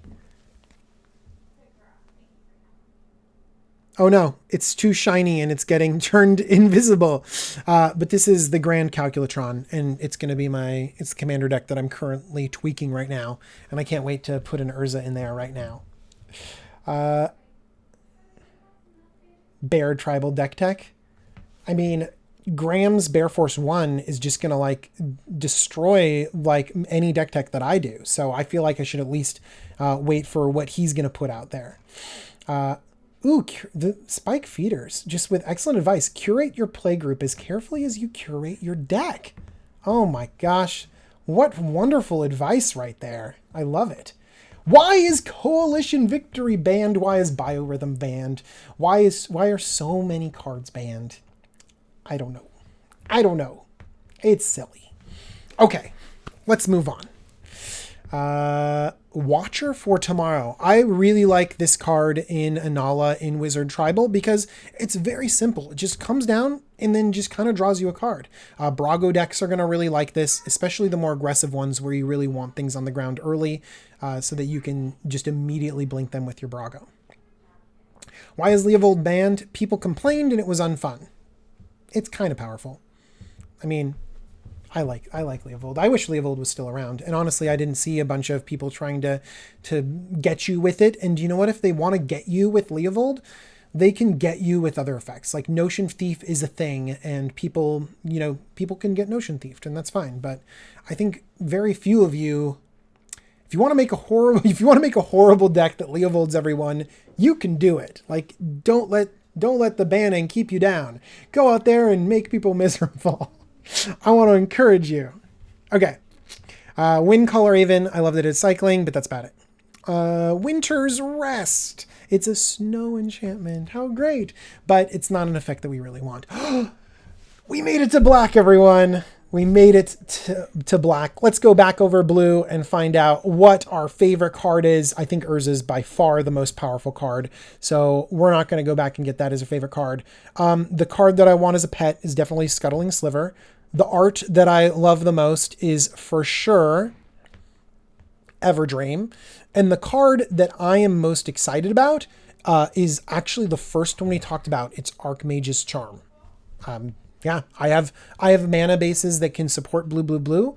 I have counters that I really want to sort of diversify a little bit. So Archmage's Charm sounds like it'll fit really well in my deck. Oh, I forgot about Mirrodin Besieged. Yeah, Mirrodin Besieged is way better. Okay, sorry, Charm. Mirrodin Besieged is the winner right there. All right. Let's talk about black. Okay, again, we're going to be talking about ninjas. Azra is a creature type that exists. Yeah, okay. But ninjas are going to fit in like those ninja decks. Carrion Feeder's a reprint. That's fine. Cabal Therapist, it's not really for us, but I could see some more competitive decks using it. I'm going to try it out in Cube. I think it could be kind of cool, but this is definitely an effect that really only hits one opponent. And so in our multiplayer format, yeah, it doesn't really matter. Hey, Shapeshifter can't block and can't be blocked. So this is a ninja.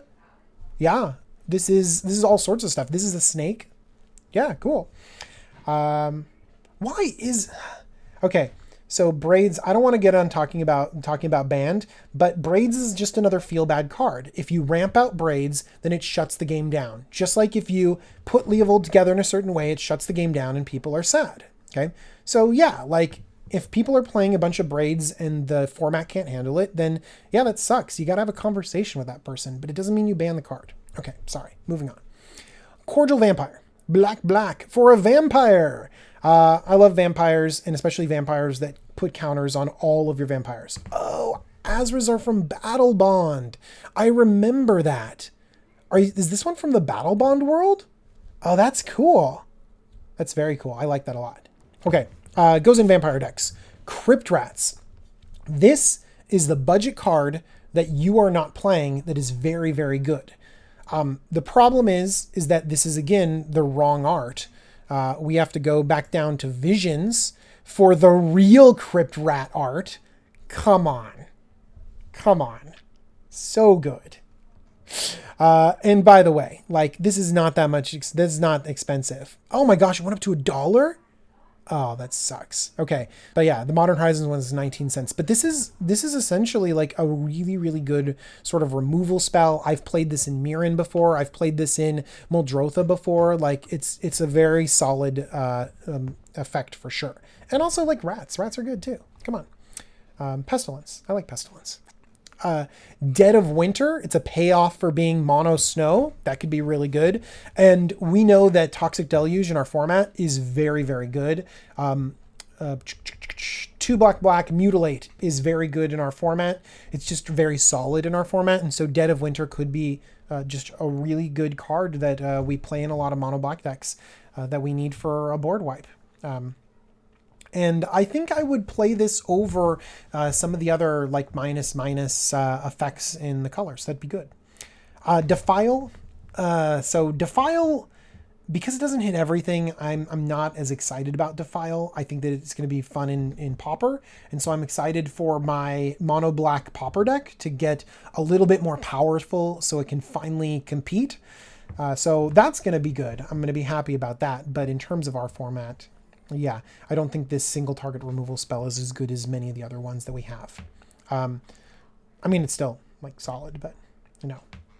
Okay, Diabolic Edict, we have better versions. The Sliver that has Unearth, I really like this. The idea that you could... I lost my microphone.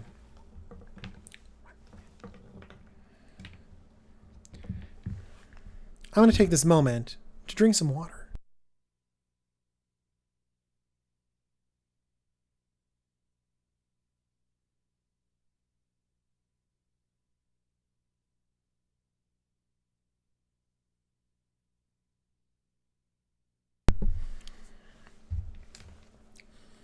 All right, I've been properly hydrated. My mic works again. Everything's good. Okay. Unearth actually can be really, really sneaky good. The idea of being able to pull all these slivers and recuperate out from the graveyard, really, really powerful, especially when you have those combo sliver decks. So like Sliver Queen or even these big one-turn effects. So even the... Sliver Legion, where you can just pull the important combo pieces that you need from the graveyard, is going to be really, really good. This is a broken card, like just super, super broken for many, many Sliver decks. I think people are overlooking how powerful this is.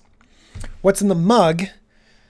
What is in the mug is coffee, and it's from when I went to Hogwarts. Yeah, it's my mug from Hogwarts. Yeah, I'm a wizard.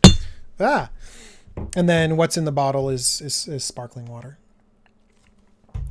I know. Okay. Endling. Okay.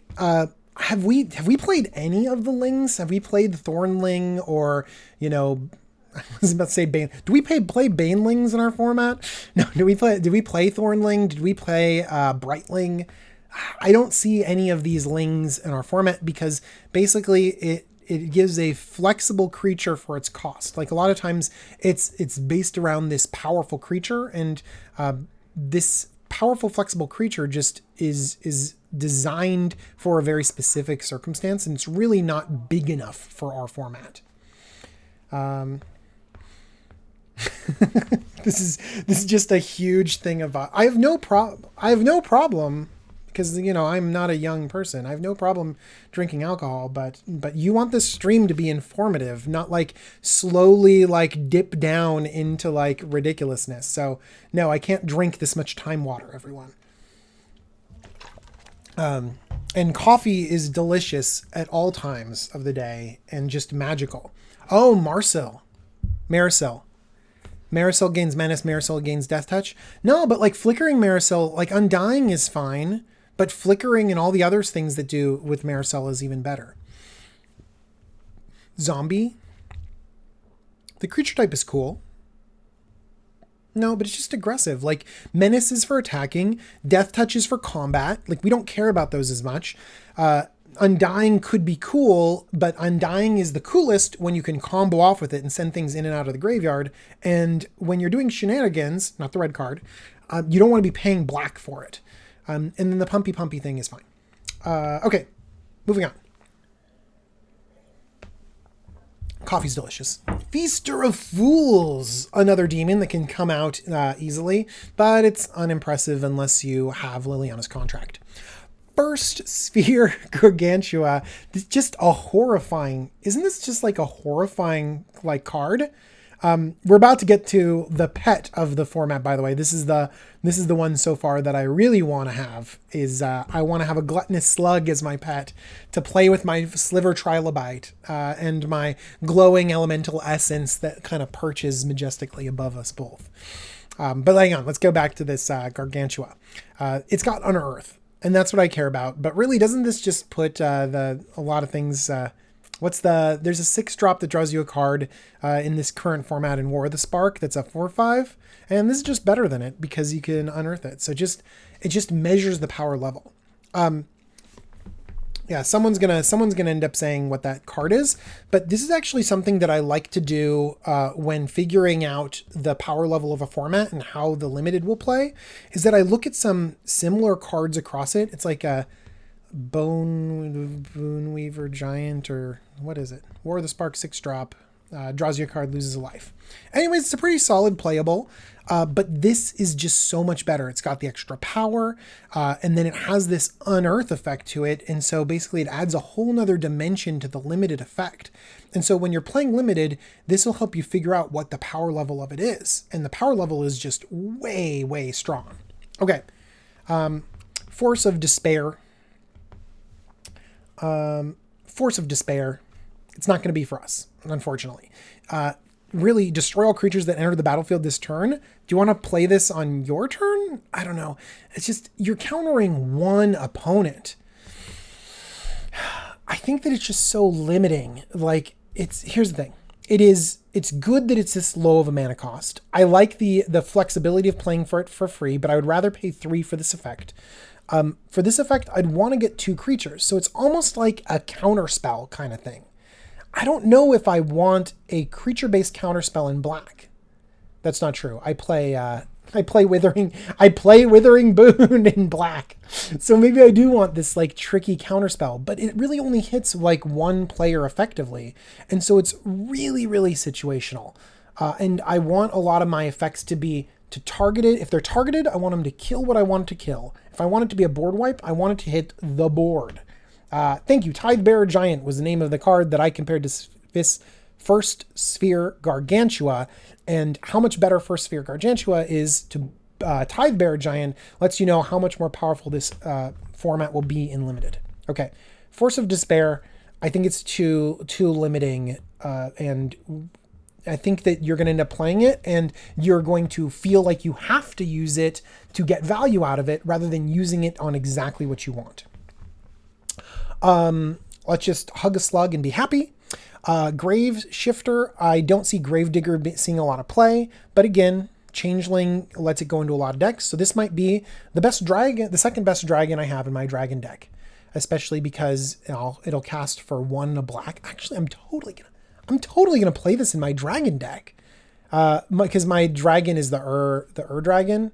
Scion of the whatever, the one that reduces mana cost, and so it'll reduce the mana cost a little bit, and then I'll get a dragon back from my graveyard. Sounds good. Okay, Headless Spectre. It's not Hypnotic Spectre, and it's not any of the other really, really good ones. I'd prefer things that steal stuff, like the one blue-black one that I hate so much I've forgotten the name of it, or even like Gaunty or something like that. Just discard. And especially being hellbent in this format just makes me feel sad. Okay, Mind Rake. Mind Rake is very, very fun. I see this in decks like Neheb the Worthy, the Neheb that I always forget is an actual Neheb. So I'm very, very excited about this one right here. Well, let's see here. Ooh, Reese the Redeemed. I like all the suggestions. This stuff's pretty good. So Mindrake, the idea of just everyone discarding can be incredibly powerful when you build your deck around it. But there's definitely a cost, and this is a very narrow card. I don't think that it matters for most of you. Mob. I just feel bad because like this werewolf, like I know it's like bloodthirsty and will like kill me, but like I just don't like it being on the ground like that. It just looks cute. Okay. Destroy target creature, whatever. Nether Spirit is like a weird combo enabler. I feel like you need more than one of these Nether Spirits to really make them work. Okay. So basically at the beginning of our upkeep, a Nether Spirit is the only creature card in your graveyard. You may return it to the battlefield. So it's like, oh, I can create an engine with this. Oh, wait, I can't have any creatures for fear that it'll ruin my engine that I've built into this deck. Ooh, Plague Engineer. Have you ever played against elves? Have you ever played against goblins? Do you want to destroy your friends? Well, Plague Engineer could be for you. Do you know what I really like too? Is that it has Death Touch on it. And so even if you're not getting an extreme amount of value across the board, like with its effect of like basically minimizing your opponent's creature types, I love that you can just trade it away for something big anyways. So you might be able to just say, okay, I'm just going to shrink a few creatures here and there, prevent some damage going on, and then basically trade it away and be just fine. So I think that this is a really, really solid include in a lot of different decks for sure. Putrid Goblin. This goblin, man, it just reminds me of so many sad goblins. But again, Persist is a mechanic that can definitely be broken. But this is a really just underwhelming creature to be able to break it anyways. Like I'd like a lot of other creatures much more if I'm going to be planning on breaking that effect. Okay. Rank Officer. Is that the rank of the officer, or is it just like a really smelly officer? I'm automatically confused by this card. But luckily I'm not going to have to interact with it very much because it's just this ability to get stuff back. Okay. I do like the I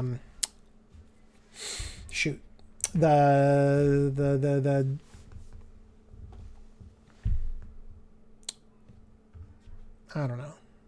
My mind is going. I like this effect. Each opponent loses 2 life. Done. Move on. Ransack the Lab. No, I don't care about it. Look at the top 3 cards of your library. Put one of them in your hand and the rest into your graveyard. This is a fine little sifting technique, but it's not going to be like, if I'm going to be paying 2 mana, I'd rather just draw 2 cards totally, or I'd rather have just effects that do a little bit more. But this isn't actually that bad. It's kind of okay. Return from Extinction. Who's returning from extinction? It's the First Sliver. The First Sliver calls the dead answer.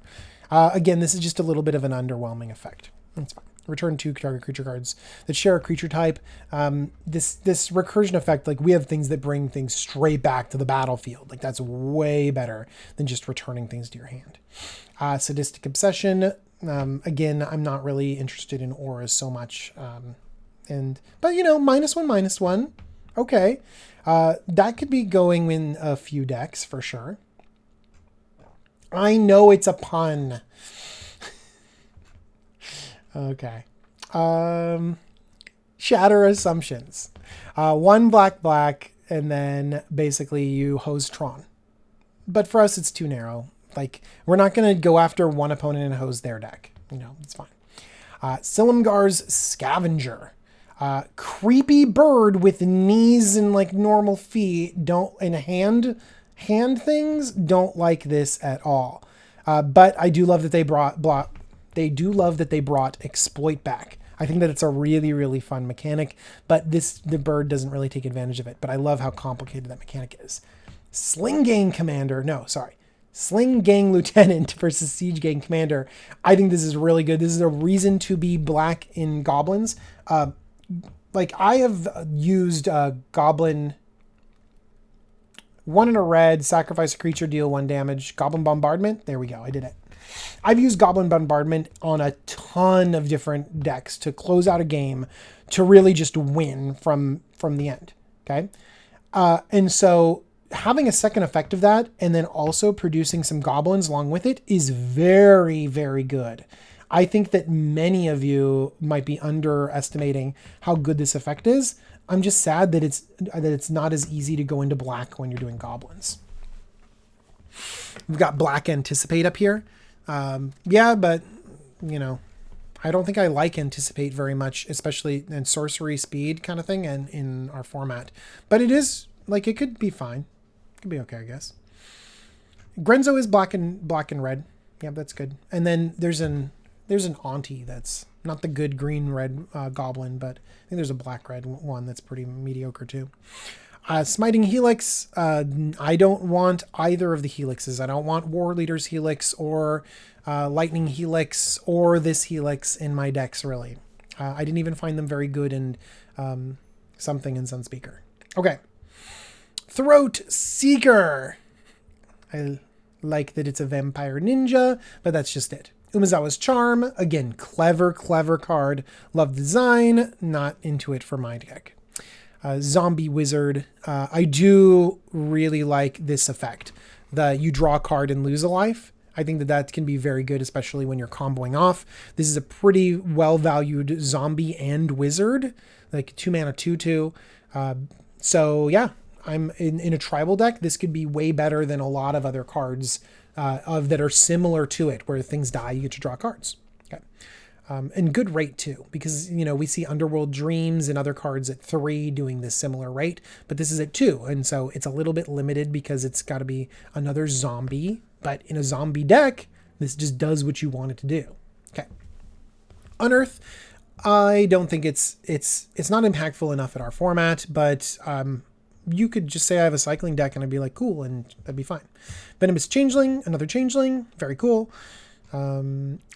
Wart Eye Witch, collecting eyes, like Rocket.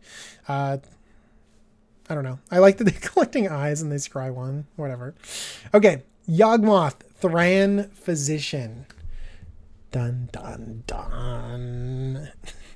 I think this card is sneaky good too. The ability to just have a sacrifice outlet for free, I know it's pay 1 life, but basically for free, is very, very strong. We always want sacrifice outlets in many of our decks, especially combo decks, and so you definitely want to set things up a little bit. And by the way, this is like this is not just a free sacrifice outlet, this is a strong sacrifice outlet. You can just distribute -1/-1 counters and draw cards. Oh my gosh. It's just like trading creatures for cards. And so there's tons of cards in black that can put many, many tokens on the battlefield. And then you can just start like casting them and changing them in for stuff. Like I was talking about how Bantu, the newest Bantu, was just a really solid card to be able to change junk into cards. And Yawgmoth just like has it on him all the time and can also distribute -1/- counters, not to mention what it does with the Scarab God or Hapatra. Like, just so good. And I think that this is the power level that we want. It's very, very powerful, but it's not so powerful that we're all going crazy and like spiking cards and all sorts of stuff. By the way, we're not even done yet. There's black, discard a card, proliferate. Proliferate is so good. Like, just imagine that you're in the late game and you have like 8 mana. You could literally like have a planeswalker and go proliferate ultimate. Some of those ultimates are game winning. Yawgmoth is very good. It's going to fit into many, many decks. It's going to lead a bunch of decks too.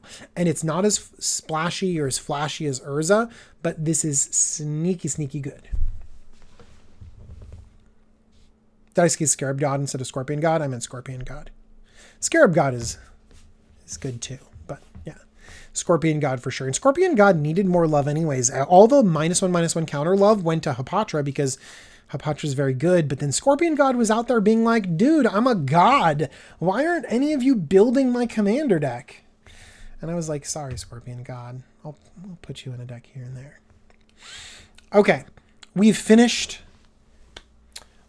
black. Let's go back and recap black, shall we? Yawgmoth, I believe, is the most powerful card in this set. Going back for the card that I want. Let's see here. Where's the card that art? Okay, so here's the card that I want as a pet, the Gluttonous Slug. You all knew that. The art that I liked the most. Oh no, did I point out one of the art that I like the most? Hang on. I had one in mind. I like Seb McKinnon, but this is not the art that I'm super excited about. Let's see here. There was an art. Oh, I think that was on a land. That was the one that I was thinking of for sure. Interesting. Do you know what? Can I take a pass on the art that I like the most? The card that I'm most interested in is Sling Gang Lieutenant. I have decks that I think this will go really, really well in, so that's the card that... Oh, do you know what? So that's the card I care about. I really like this Return from Extinction art. I think that this is very cool looking. So that's going to be my art of the set. Or the Sad Goblin? No. Return from Extinction. I like that a lot. Does Slug wins pet and art? It's like, I want you as my art and my pet? No, it can just win pet. Pet's like a higher quality. It's like art is like, hey, I would look at you and enjoy you. Pet is like, I will care for you for as long as your slug life is, and like love you and pick up whatever excrement a slug leaves. I don't know, like I'll clean up your ooze or something like that. Okay. Let's move on to red, shall we? Slug flavor text. Let's make sure that everyone gets the slug flavor text. No amount of salt will save you. It's very menacing. By the way, also, it's a horror. Won't get bounced by your flipped thing in the ice. Okay. Alpine Guide. I'm glad that we have this. I want this card. I'm going to play it. Let's take a look. 2 in a red for a 3/3, enters the battlefield, get a mountain card and put it on the battlefield tapped. Oh, so good. Oh my gosh. Attacks each combat if able. When it leaves the battlefield, sacrifice a mountain. People are talking about this in Zedru. Like you ramp in Zedru, you give the Alpine Guide away. I do like that this can fix because it generally gets a mountain. And so you can get a dual land and then basically just sacrifice a normal mountain. You know what? Red might need ramp at one point in time, but not need it later on in the game. Like, let's say you're trying to hit your curve, and you know that your curve is, from, let's say, after 3. So you are really going to hit your stride in turns like 3 or 4 or 5. Then this could be really good. And then you don't care later on in the game when you have plenty of mana about sacrificing a mountain. I would put this in a Perforos deck for sure. Being able to put this out, ramp a little bit into other stuff, have a body, and then later on, who cares if it dies? So I think that this is solid, but it was so close to being like amazing staple that I think a lot of us are a little bit like, oh, you know what I mean? Like a lot of us are like, oh, this kind of, oh, this could have been amazing, but it's still solid. All right. How many of you are going to try to break Aria Flame?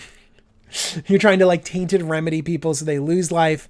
Do you know what? Like we have so much enchantment removal that by the time you really get this going, someone's just going to kill it. Someone's going to suck it up and be like, look, we can't take this much damage. Just kill it. And so you've jumped through so many hoops and you haven't gotten what you wanted out of it. And so Aria Flame just doesn't quite get there in my opinion. Okay. Blade Back Sliver. Hellbent immediately is like, no go. Let's just move on. Who cares about it if it's Hellbent? Because we never want to be Hellbent. Oh my gosh. Okay. Begarden Dragonheart. It's a human shaman that for some reason has creepy dragon wings. Okay. Sacrifice another creature until end of turn. It becomes a dragon. It's just a dragon. Okay. But it's not a dragon. Okay. And we have to sacrifice other creatures. I like that it's instant speed sacrifice outlet. And so this, in my mind, speaks more to a combo enabler than actually a real aggressive 4/4 dragon dude. Cleaving Sliver. If this was 3 mana, it would definitely be cool. But, if you're going to go aggressive slivers, then it's just kind of okay. All right. Firebolt. Reprint. It's fine. I don't see it very often. Fists of Flame. This looks like it hurts a little bit. Okay. Draw a card until end of turn. Target creature gains trample and gets +1/+0 for each card you've drawn this turn. Okay. So pretty solid. And it targets a creature. And it draws a card. Feather? Yeah. Because it targets and it draws a card. So there are a lot of decks that would definitely like this this card for sure. Okay. You guys want to build Malfagor Hellbent? And you're going to put a sliver in your Malfagor Hellbent? Oh my gosh. That seems bad for sure. Okay, moving on. Force of Rage. This is supposed to be the slam dunk force in red. Let's see how it stacks up. 3 mana, create 2 3/1s. Get rid of those 3/1s at the beginning of the next end step. Or beginning of your next upkeep. Like, when you play 6 mana Chandra, which is a very good Chandra, like, are you like super duper excited about your +1, like those 3/1s? I feel like they're just like this. I like 6 mana Chandra, but I like to wheel with her. I like to board wipe with her. I feel like I'm not really using her to great effect when I'm +1ing or plus whatevering and getting those 3/1s. So I feel like these 3/1s are just not powerful enough for our format. And going down cards to be able to ambush something, no, it's just not. Moving on. Geomancer's Gambit. Targeted land destruction is important in our format, and so being able to just immediately answer a problematic land while maintaining our card advantage could actually be something that you want. I don't know. I don't know if it's quite worth that effect, but if you find that there's a lot of problematic lands that you feel like you need to answer, then Geomancer's Gambit is better than a lot of other cards because it replaces itself. I wouldn't play it. Strip Mine's so expensive now. Same thing with Wasteland. Same thing with a lot of land destruction cards, that it sucks that I would suggest those instead, but I would suggest those instead. Just normal land destruction doesn't cut it. I would go with mass land destruction. Like, if you want to get rid of a lot of different lands, like, I would go for that. That'd be pretty cool. Okay, let's go for the best card of the set, Goat Nap. It's funny if you get a shapeshifter, but we don't need threaten effects.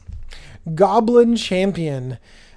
This isn't even good enough in those goblin-based decks. Your goblins want to swarm, and so Exalted doesn't really work very well in this.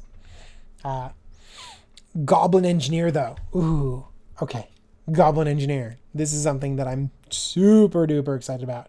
Oh, Ghost Quarter and Field of Ruin. Thank you for those. Thank you for those suggestions. Those are good ways of taking things out. I also like Dust Bowl too.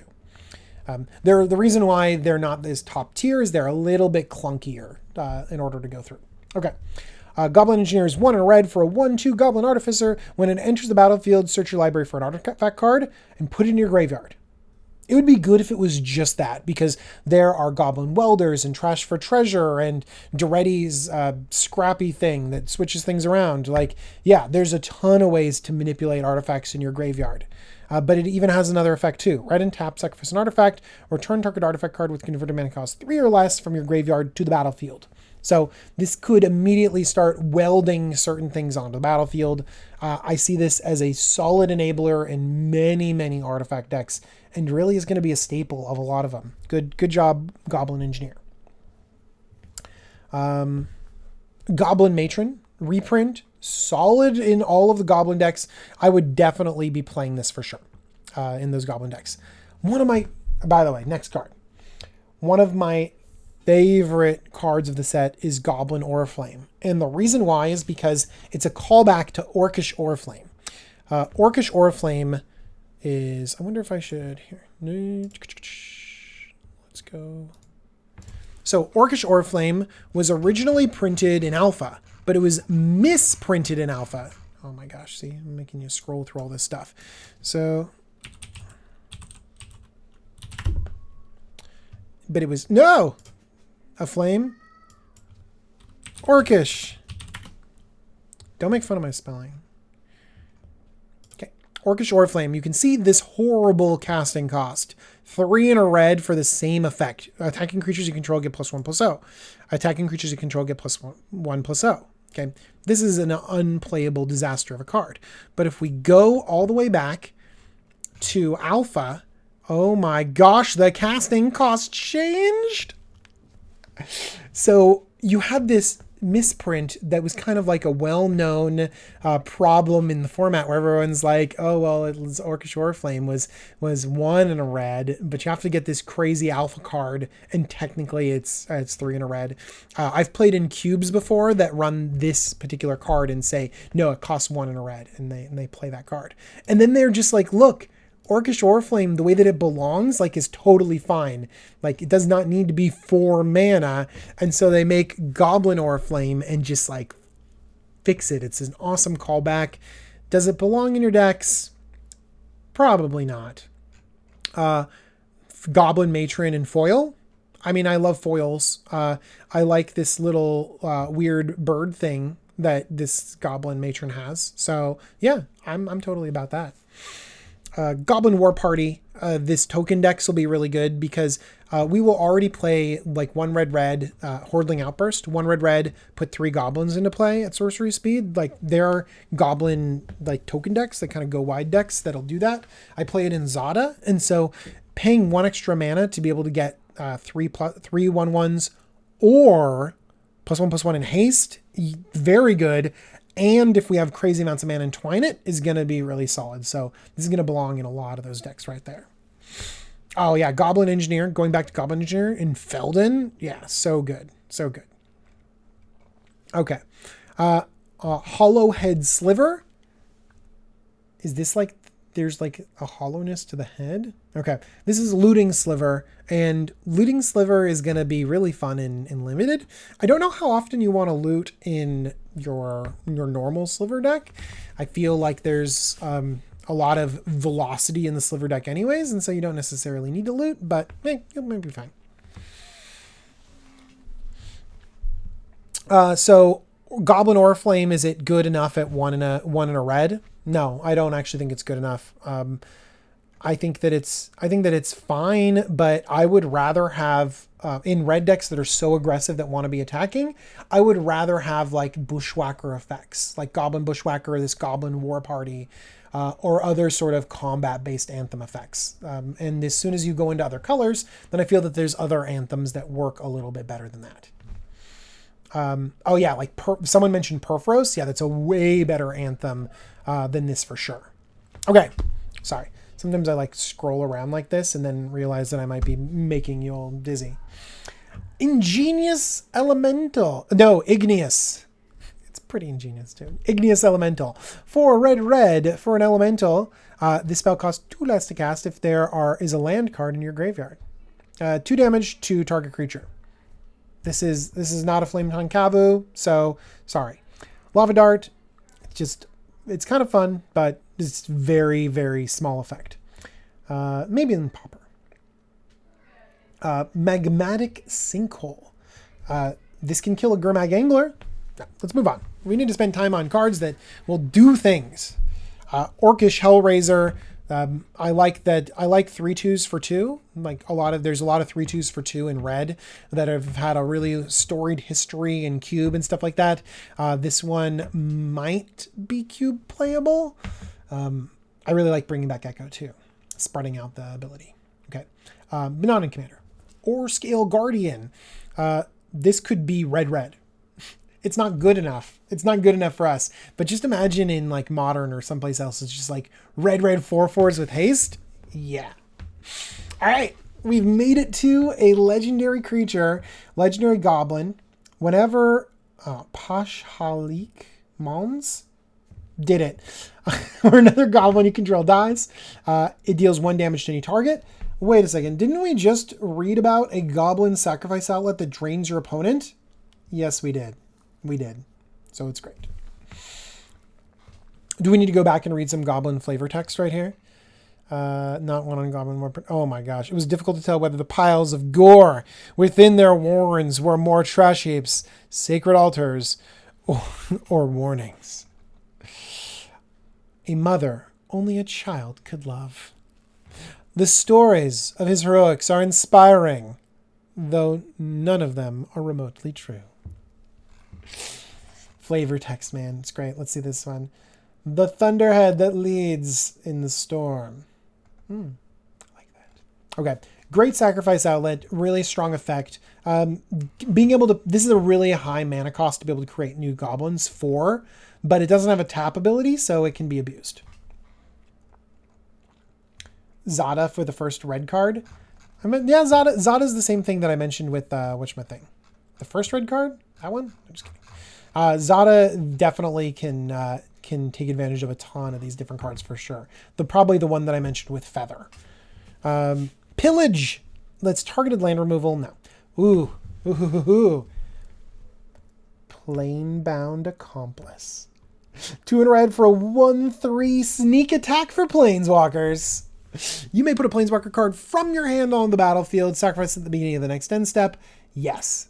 I am excited to play Cloudstone Curio with this, where you can just you can activate a Planeswalker, pay another red, play another Planeswalker, and Cloudstone Curio the first Planeswalker back to your hand again. See, this is actually a really, really solid thought experiment, because so often we look at Planeswalkers and we're like, yep, this is in its package a thing. But in Commander, we need to be really, really critical of the Planeswalkers that we play. We need to make sure that we get enough value on the minus or on one of those activations so that it's worth the cost of this Planeswalker, because so often they just die. And so if a Planeswalker isn't good with Planebound Accomplice, maybe it's not that good in our whole deck. Or maybe it requires a lot to build around. I don't know. I think that Planeswalkers are inherently weak in our format, and this makes them better, which I love. I love that. I think that Planeswalkers fill a really, really weird spot where if you reach a critical mass and you build around them, they become crazy good.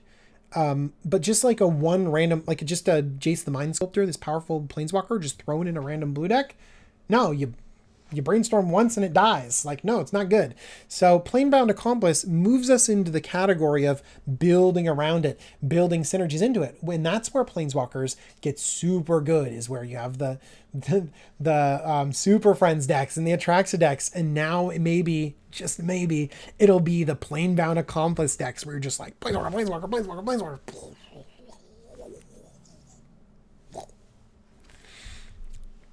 Okay. But yeah, evaluate based on a single activation, and if it's good enough, then that might be a good Planeswalker for our format. If you're like, no, like it's generated over time. Like, for example, Ashiok. Ashiok is a very, very powerful Planeswalker. If you've ever faced Ashiok down in Cube, it's heartbreakingly good. Like, it just crushes people. But we don't see it in our format because, well, it just doesn't do enough, and you can't really get the value that you want at the right time. Okay. There's other ways to break Planebound Accomplice. Classic shenanigans that you use with normal sneak attack, like ending your turn with it's the thing that you tap and you end your turn, but you can only do it on your Sundial of the Infinite. That's the thing that you do, and that's really cool. Let's see. Oh, people are arguing about whether Sundial works or it doesn't work. Sundial, when you activate it, will basically will remove everything from the stack. So I don't know how it works or when it works, and because some cards you have to use Sundial differently. But if this is a trigger where you have to sacrifice at the beginning of the next end step, where it's like, boom, trigger, sacrifice it, then you can Sundial, and that will remove everything from the stack and immediately end your turn. So I'm pretty sure that works. Okay, hopefully I said that right, and I interpreted the kind of glancy reading that I'm doing now. Okay, Pyrophobia. Cowards can't block this turn. That's just solid solid text. So yes, I agree with that. Quakefoot Cyclops. This is one of the arts that I dislike the most. I think that this is a weird Cyclops. It's causing an earthquake. I don't know. Cycling is pretty good. But no, this is just a common that's very interesting and complex to play.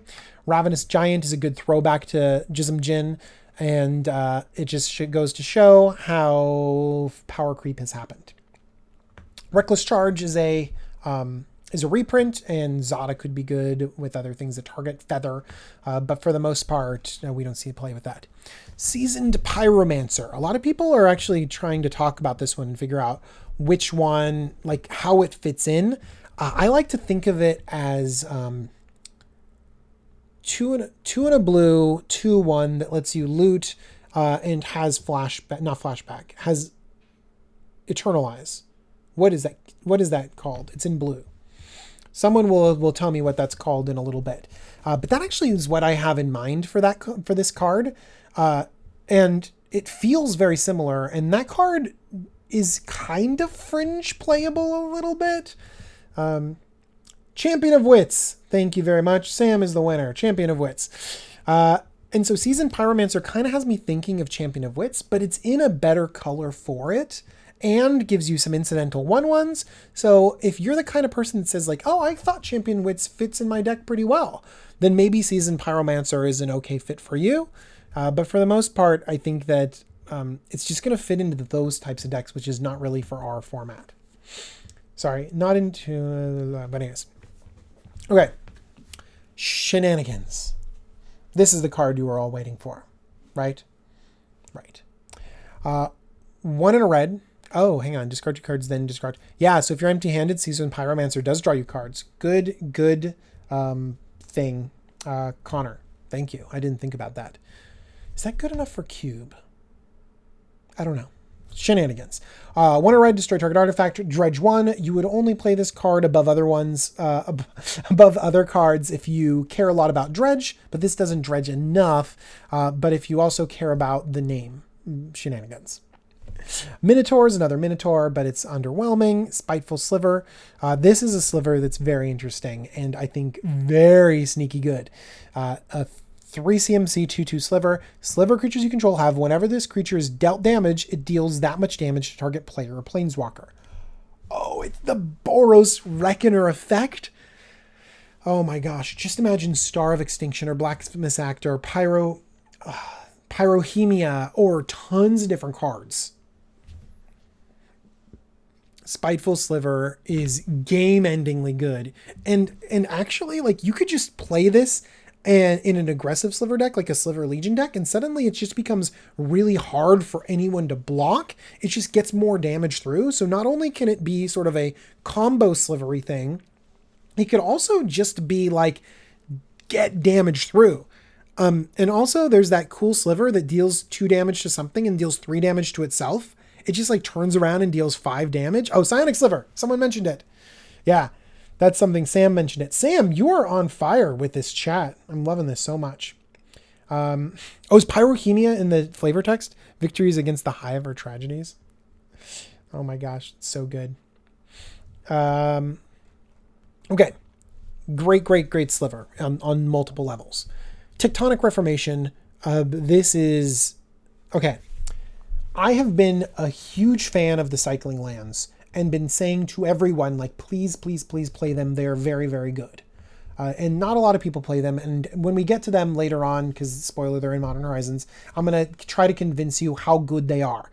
Tectonic Reformation turns every land into cycling lands. And the thing that sucks is that you have to have this do nothing enchantment to achieve that. I don't know if that's a good enough cost, because you're going to have to cycle a bunch more lands in order for Tectonic Reformation to make up for the fact that it's a do nothing enchantment. So you either needs like something to do with lands in your graveyard or some way to like generate them back. You need some sort of engine involved in this, or you need to cycle a lot of lands for this to be able to regain its value. In the end though, it does have cycling too, which I guess is fine. Okay. So what I basically want to say is that if I'm trying to convince you that cycling on lands is good, I'm going to convince you later on when we actually get to the cycling lands. And Tectonic Reformation could be very good, but you need to activate it multiple times in order to get the value out of it. Okay. People are saying that Tectonic Reformation is very, very good. Or are you talking about it's good? Red incidental card draw. I agree. Like, I think it's very, very good. No, the flavor text on Pyrohemia. I don't have that flavor text to read. Lord Windgrace loves it. You know, it's better than... I agree that it's better than Goblin Oral Flame for sure. I know it has cycling itself too. Okay. I thought that I was going to have to fight against all of you to convince you that this is a good card. And now you guys are saying that I don't think it's good enough. I think it is good. I really, really do. Okay, the reason why I have a tension with this card is because land drops are also so good with in our format, and so I feel like when every card has cycling on it, like sometimes lands on the battlefield are very, very good, even when you don't have anything to do with it right now. Tectonic Reformation is very good, and I think that we're gonna. Braid of Fire is a do nothing enchantment. Okay, I'm sorry. It's a good card. Pyrophobia. Okay, this is in alphabetical order, right? I'll go back to Pyrophobia. I'm sorry. People are getting mad at me. Okay. I hate this. I hate fire. I hate you for taking me on this route. Norin the Wary. You're right. That is very good. That's very good flavor text. I like that very much. Okay. Takeaway. Tectonic Reformation is exactly as good as all of you think it is. Congratulations on your excellent card evaluation skills. You're all amazing and beautiful human beings. Throes of Chaos. This is such a funny card because literally all it does is cascade. So you're automatically at a card disadvantage. You will not get 4 mana's worth of value out of the card you play. So yes, that's not as good. You don't get to choose the card you want to play. But there's this retrace down there. How many times do you have to cascade for this to be good? I think 3. I think 3 times, like you pay this once for 4, you get whatever. Then you retrace twice more. And then I think Throes of Chaos is like, okay, like you've got it going on. So yeah. I'm like, I'd put this in like a weird cascade deck, especially if you are already playing like, oh man, just like imagine like Restore Balance or things like that. Then that maybe takes it up a notch a little bit. But overall, cascading is just fun, right? Like all we want to do is cascade. Okay. Urza's Rage is a reprint. I never saw it played. Vengeful Devil is this a reprint or did they reformat Haste Morbid? Huh. Cool. Vengeful Devil looks cool for all those for the Rakdos showstoppers that you really want all the devils in. Vioshino Sand Sprinter. I like that it has cycling again. I just like cards that have cycling, but again, not impactful enough. And then Volatile Claws. Until end of turn, creatures you control get +2/+0 and gain all creature types for all of those awesome shenanigans that you could put together for that. And we have successfully conquered red. We're to Woober. We're almost there. Let's go back and pick our favorite art, our most powerful card, and the pet we want. Okay. So the pet that I want is this weird tree thing behind the Planebound Accomplice. It's like, what is it? It looks like it's got like a squid face and like a tree back. Like, I am totally about this. I know. There's the Trilobite thing. Hang on. So this was another. Oh man, there's the goat. I could have had the goat as a pet. That would have been good too. Let's go back to the top right here. No, I don't want the Cleaving Sliver. That's not good. By the way, this right here, this Geomancer's Gambit, this is the art that I like the most out of this right here. So this is the art I like the most. I'm still going to go with the pet that I want is definitely this Planebound Accomplice. Definitely the dude, the pet that I want to chill with my Slug and Trilobite and Revelark for sure. And then the card that I'm most excited about is this Goblin Engineer. I have a Mardu Artifacts deck, and Goblin Engineer, and actually a lot of cards in here really, really match well. And so I'm excited about just Entomb for artifacts in red with incidental value. Yeah, that's exactly what I want. Ravenous Giant as a pet. Let's find out what Ravenous Giant looks like. No, this would be a horrible pet. He's so ravenous. You could never. Is this Renin 6 right here? No, oh man, but Renin 6 looks so creepy. And here it looks cute. Oh, this is totally Renin 6. You're right. Oh, do I think? Hang on. I got to figure out if Renin 6 is cute or not. And then I have to change my.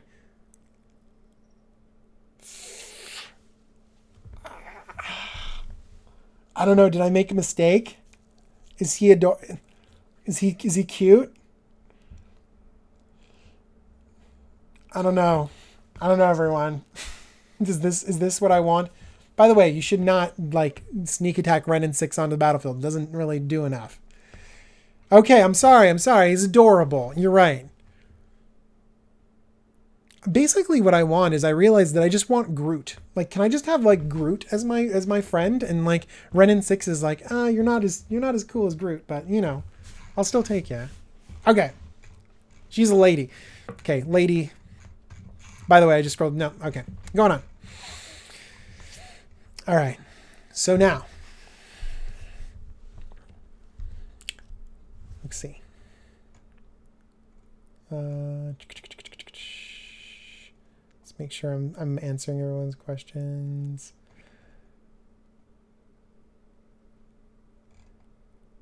Okay. By the way, I feel like I'm only reading like 1/10 of your comments, and so many of you have so many clever things to say. I feel like I'm missing out on a lot of it, but that's okay. No, I'm not going to pick a different pet. That's going to be my pet. But green is going to be super hard because green is filled with the most adorable of animals. Like, wouldn't you like a bellowing elk or a worm? Like, I would even love a rhino. Like, literally, like, look at that. I'd love this frost swallow too. So this is going to be an impossible task in green. Just like impossible. But I'm going to try to get it. Yeah, I'm going to try to figure it out. Okay. Ayula, Queen Among Bears. This is great, and allowing for bear tribal is fantastic. And there's actually so many bears in this set. So good. So this is just better than a normal bear. 1 a green for 2/2, bear, fine, great. And then suddenly you get to make all of your bears bigger. 2 mana 4/4s. Not impactful enough in Commander. But do you know what? I'm excited to see Bear Force 1. So maybe shout out to Game Nights coming out in like a little over a week. I think Game Nights is going to come out. Graham is going to be playing Bear Force 1, and maybe he can convince me of the power of bears. So I'm excited about that. But actually I think that this could be good, especially like this just little combo right here. Like this idea of like green, discard a land card, create a 4/4 bear, or create a bear and fight something. Like this could be very good. I actually think that this is a way more funny way to kill someone in Modern with Seismic Assault. Could you imagine like the former Seismic Assault decks? Like instead, they're just like, oh, I've changed to like bears instead. They need to make Elvish Spirit Guide available. So instead of Simian Spirit Guiding out your Seismic Assault, you can Elvish Spirit Guide out your Eula's Indifference and just bear. It's like Gristle Bear will be the combo, and everyone will die from bears. I love it. Bellowing Elk is pretty cute, but again, it's just going to be an limited player. Collector Oofy. You guys all call it Oof, but I think it should be Oofy. Collector Oofy is a creepy dude. Just real creepy. Just not going to be my pet of choice, but I honestly think could go in a lot of different decks. Hate Bears are really, really strong in our format, and I've already seen Manglehorn. Manglehorn does get to kill something, but Manglehorn's ability to just slow down artifacts, I've seen that mess with so many people that we can't diminish the power of Collector Oofy. You are going to pull hate, though, for sure. Like, people are going to definitely dislike you, but it's going to be really legitimately good. Okay. Conifer Worm. Again, it's going to be a limited thing, or if you have some sort of snow deck, then that'd be fine. Crashing Footfalls. I don't want to suspend 4. I want to find some way to cheat these rhinos into play, but 4/4 rhinos just aren't good enough, and so it's not worth cheating anyways. All right. Deep Forest Hermit. Like, this is so great. Like, they're giving us more squirrels to play with. I like the art. I like everything about this card. I'm a little bit sad though, because I'm gonna have to get rid of my other hermit and put this in cube instead of it, because it's just better. Like, it's just, and if this, by the way, this is gonna be so good and limited. This is going to be an insane card in limited because literally it will go into cubes. Like it will replace an existing cube card. Granted, that card is the best with opposition in Gaia's Cradle, but still, like this is an incredibly powerful card. And makes me want to build squirrels. Squirrels. Got to play some silver bordered cards with squirrels though, but that's okay. Elvish Fury is not furious enough. Excavating Anurid. I didn't read this card. It's mediocre. Frog Tribal. Force of Vigor. Force of Vigor is pretty solid. I like Force of Vigor. We already play this effect. Like we play Crush Contraband. I don't know. We play a lot of this 4 mana kill 2 things effect. And so why not play it with more flexibility? Being able to respond in an instant based on what your opponents are doing. Kill that Paradox Engine. Take something out. Like, yeah, that's something that I would totally do. Frostwalla. This is, again, just another adorable little lizard. Oh, my God. But see, this doesn't make any sense because this is cold-blooded. How on earth... I mean, warm-blooded lizards? Okay, could be a thing. Anyway. Genesis. Okay. Genesis is a reprint, and you all should buy these. These will be like 10 cents, and Genesis is an awesome value card. And you don't have to like be like, oh, I'm going to invest. It's going to go up. No, it's not going to go up. The price on this has been destroyed. But that's a good thing because Genesis is so cool. So cool. Someone says, DJ, it's free. Force of Vigor is not free. It's the worst price you have to pay, which is discarding a card. Mana is something we get all the time. We get it every turn. It untaps. Cards are a finite resource, and they should be treated with respect. Beautiful art, by the way. Okay, Genesis. This is a very good value engine. In many decks, in many metas, they're slow enough to be able to take advantage of this value engine. And this Genesis is very solid, and hopefully, let's look at the pricing on this. It's probably like in the $1. Oh my gosh. Hopefully this drops down and it's like 50 cents and you guys can all get Genocide because they're very good. And they're really strong in a lot of different decks, like the ones that mill it into your graveyard or, Muldrotha decks or Mirren decks and all this other stuff. It just goes so well into green. Glacial Revelation. This is for a snow deck. Beautiful art. Hex Drinker. Do you have a snake deck, a slithery danger noodle deck? Then you will have this card. Otherwise, actually, it's not that bad. I kind of like it. I really, really like the way that this card plays, and it makes me wish that I had an aggressive archetype in my cube, because I like aggressive things that come down and start attacking, and so it hits the 1-drop really, really well, better than a lot of other cards at its level. And then if you think about playing it for 4, right? So level up is level 3. It gets that. So this is a 4 mana 4/4 protection from instants. Yeah, it's so good at that level too. And then once it has protection from instants, then you got to invest a little bit more mana into it for it to get in protection from everything.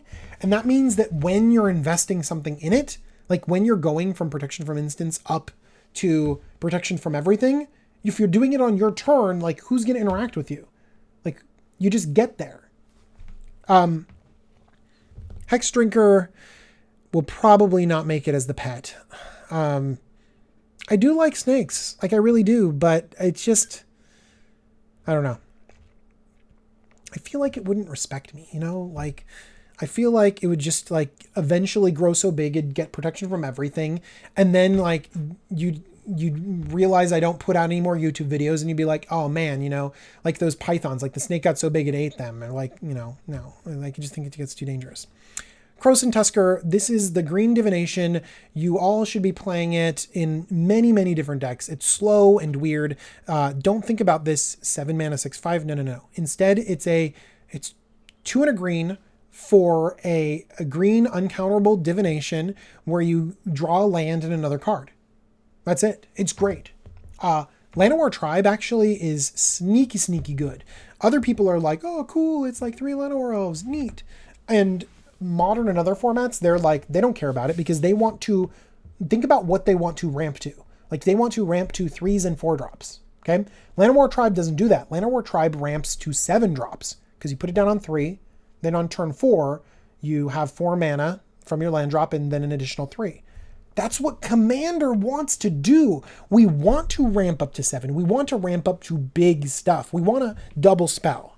Okay, so every other format is like, it's cute, whatever. But for us, this is the type of creature that is amazing in our format. Like, don't sleep on this elf. It is very, very good. Oh yeah, and like other people want like, people are mentioning like this elf is Gilded Lotus. Like, it's so good.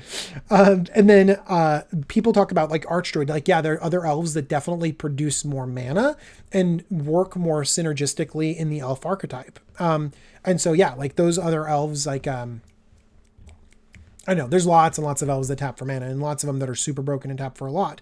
But this one is like designed for our format. It's very, very good. So don't sleep on this elf. It's awesome. Okay. Mother Bear. I like Mother Bear because Mother Bear is just a bear. And then like her little baby bears grow up to be like a big bear. But then like, it's so sad because it's like Bambi style where basically the mother bear has to be dead and exile herself for the baby bears to grow up and be big bears. Why can't like you suspend 3 and then just magically the other bears grow up? Why does Mother Bear have to be in the graveyard and be exiled? It's just a sad card. Even without her, the clubs will always know their mother's love.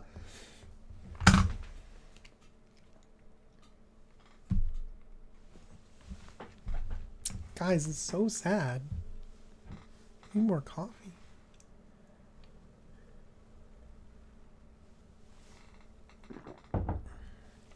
Okay.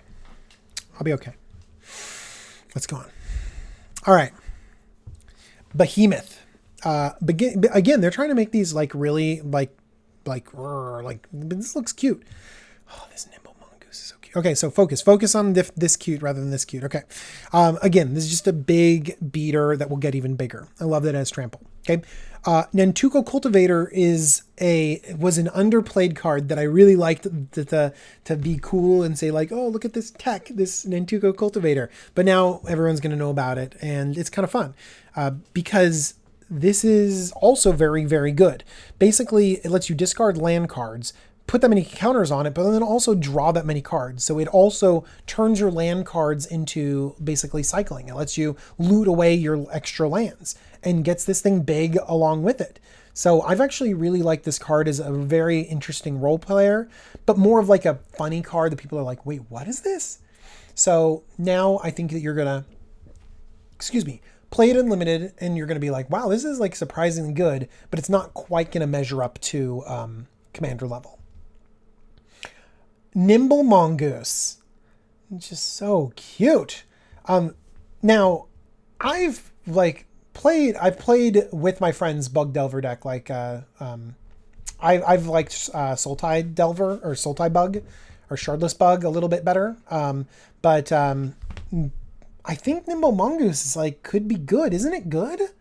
But like, people aren't really talking about it being like a crazy big, awesome card.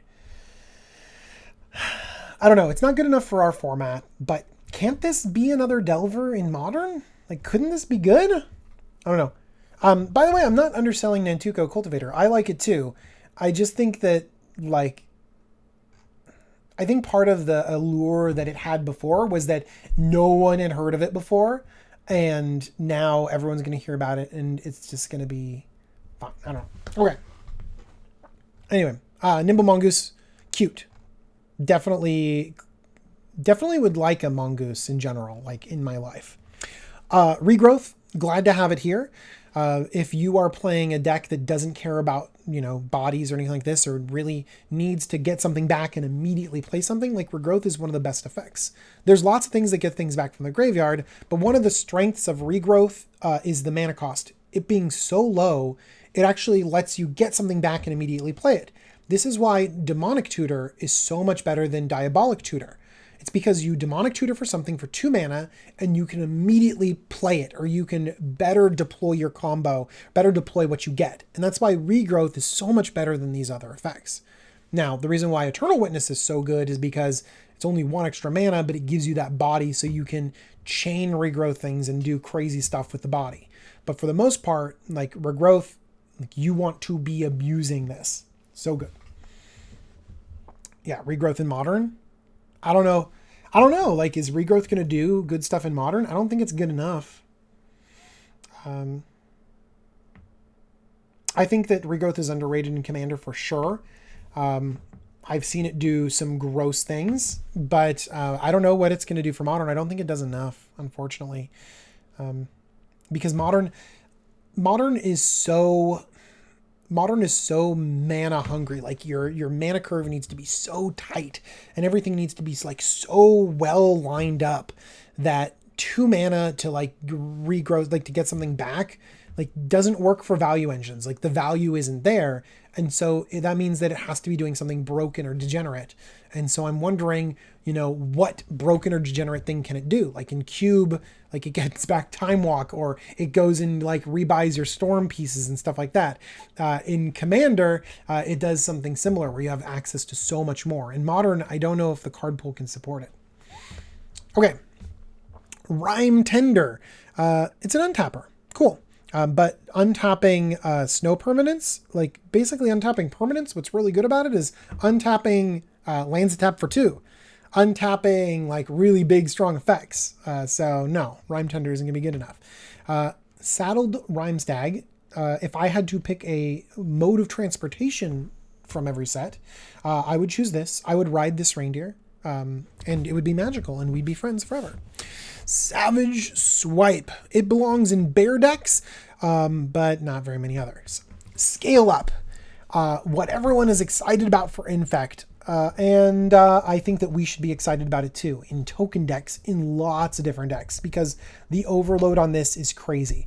6 mana is not that much. Like, we regularly play Anthem effects for way, way less than this. Like, we regularly play, like, 3 mana anthems or 5 mana pump effects. And this gives a huge power and toughness boost to certain armies. No trample. So you need to be going super wide to make up for the difference, for the lack of trample. But overall, I think that Scale Up can fit in a lot of different decks. And I think that Infect is definitely going to be using it for sure. Spore Frog. Gosh, he's so cute, guys. But this is not like a new thing. I know I've always wanted a Spore. He's so cute. And this card is so good too. Oh my gosh. Recurring it over and over again. Fog Frog has won so many games. Yeah, everyone else is saying cutest card for sure. Best pet. And it's also like a best, like if I want something on the battlefield, like I don't know if I want that slug that evolves. Like I think I want a Spore Frog on the battlefield. Like he protects me too. I'm convincing myself that this is the card I want to have. Springbloom Druid. This is my preview card, everyone. If you want to hear me talk about this card for 4 minutes straight, you can go look at my preview video. But ultimately, I think that this is a role player that fits into a lot of different decks. And if you have any deck that has a Farhaven Elf in it, boom, you got an upgrade. If you were only running Wood Elves and you're like, I don't know about Wood Elves, then this isn't even the card for you. Okay. Scale Up and Spore. Oh, is Scale Up cute? It's pretty cute. But like, I think of Crawworm, and Crawworm is cuter than Scale Up. So like, that's what I'm going to do. Squirrel Nest. This is a reprint. It's solid. Earthcraft is $1 million. So you can't do the old Earthcraft Squirrel Nest thing like you used to, but it still makes squirrels. So that's pretty good. Tempered Sliver. It's a sliver. And it's a sliver that does the... I used to remember what... There's actually a few effects that do this. But there used to be an aura that puts counters on it. This could just make slivers pretty big. It could be like a weird backwards anthem. That could be pretty cool too. Yeah, it's my preview card. Woo! I wish I liked the art a little bit more. I like this thing, but I think the hands glowing is a little bit weird. Okay. Best pun, or best like name, Thornado. I love... Oh, Curse of Predation. Dude, Sam, your card knowledge is like on point or I describe cards in such a mediocre way that you just like pick up on it. Like we're clearly in sync. Yeah, it's Curse of Predation. Okay, that's the effect of this Tempered Sliver. Okay. Tornado. New from Sci-Fi. First you had sharks. Now just thorns. I know it's less scary than sharks, but running out of ideas. Tornado. But look at this poor bird, guys. Look at this poor bird. It's like thorned to death. Oh my gosh. Okay, destroy target creature with flying, cycling. Yeah. Okay, let's move on. Tree Folk Umbra. I love all the Umbras because this totem armor effect is really strong. And this is going to be really solid in your Doran decks, in your other decks too, because each creature gets basically +2/+2 because it assigns combat damage equal to its toughness rather than its power. Just another piece of the puzzle, although the other pieces are far more important than this. Okay. Treetop Ambusher. Another mechanic just out of nowhere. Dash. This is going to be a role player, not really for us. Trumpeting Herd. Love everything with elephants on them. I also like elephants that have multiple tusks. They're pretty good. And then again, this is just going to be solid. Just create 2 elephants token. Really good and limited. Twin Silk Spider. This is like Penumbra Spider or some of the other spiders. They get multiple spiders. Again, neat. Nice to get multiple creatures. Oh my gosh. This card. This is a doozy. Unbound Flourishing. 200 green for an enchantment. Whenever you cast a permanent spell with mana cost that contains X, double the value of X. Whenever you cast an instant or sorcery spell or activate an ability, if that spell's mana cost or that ability's activation cost contains an X, copy it! And you can choose new copies for the target. Oh my gosh. Just X decks, Roshan decks, Hydra decks, like so many different decks want this just because it's so powerful. Just doubling things is insane. Like whenever we doubling season, like everything that doubles, like we've been able to break very easily actually. Like we're good at breaking things when it doubles.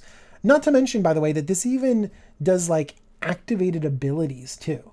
So things like Candelabra of Tawnos or the Magus the Candelabra, like that just sort of doubles up stuff. Like there's so many broken things that we can do with Unbound Flourishing.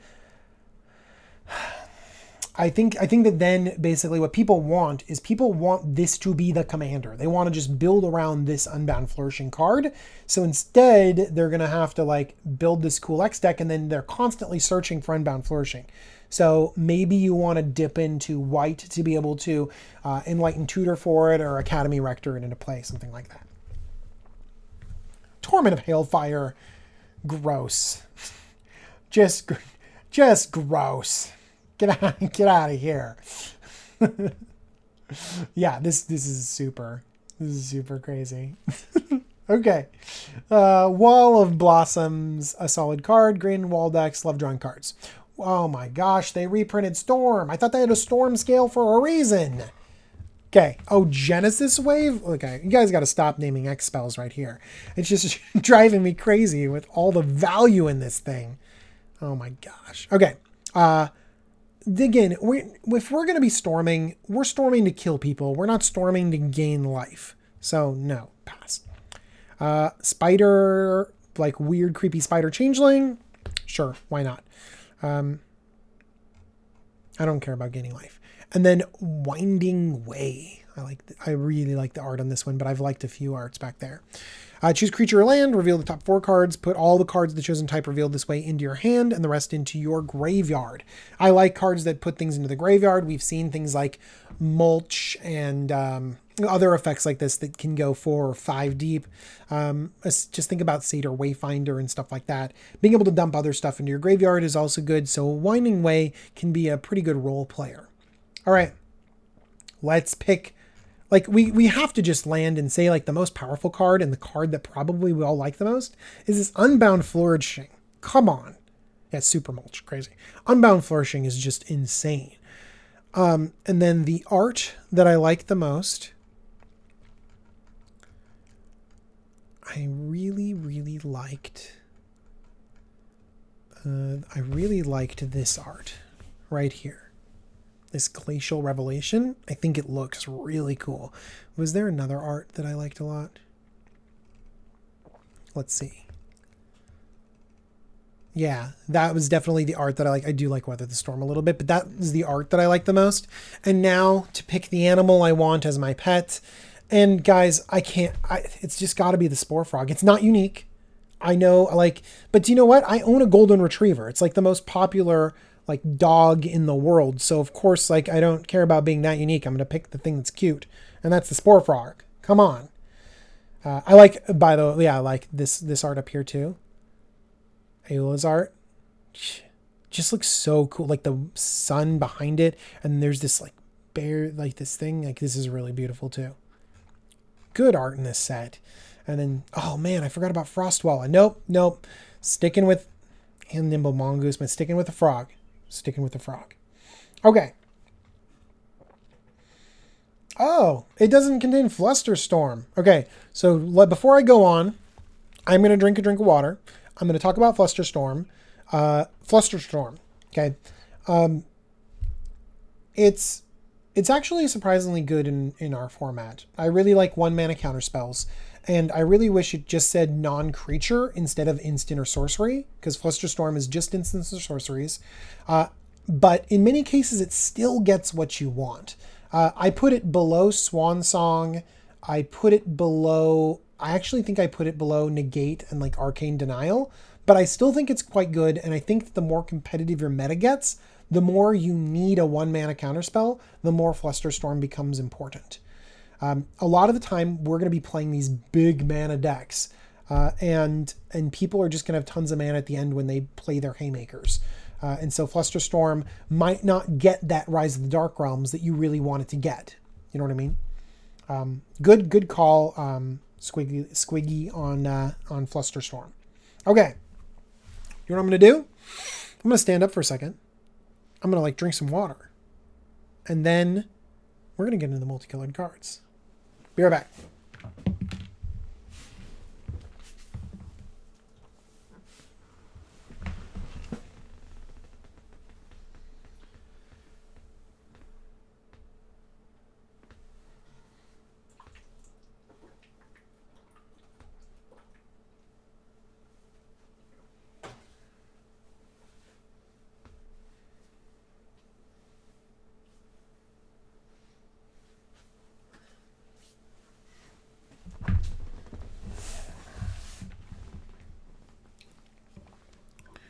All right, everyone, not a long break, just enough to refocus a little bit, just enough to get going, because really we're almost done. Then we've gone through over 100 cards. We've gone through a lot of cards. So we're going to get just straight into the rest of this, because we've also, I'm pretty sure that some of you have been hanging out here for over 2 hours. So I value your time too. I'm also getting hungry. So we got to just move on and get through multicolored, because I see the best sliver in this.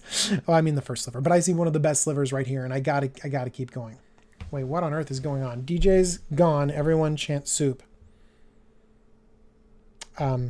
Is this a thing that I don't know about? Okay. Anyways, yes, soup indeed. I like soup. I'm quite good at making soup. Is this something that you guys? I could literally sidetrack and we could go, soup stream. Soup stream. I will teach you the secrets to making solid soups. Actually, do you want to know one of my secrets to making really, really good soups? You start off with bacon, and then you use the bacon fat to cook either your onions or your shallots or your mirepoix or or your sofrito or whatever, you soften your vegetables in the bacon fat. That is the secret to secretly making your soups super duper good. Okay. Let's go on. FYI, Flusterstorm is the last card on page. Oh, cool. Thank you. Homemade tomato soup. Yeah, I do. I actually do a lot of different soups.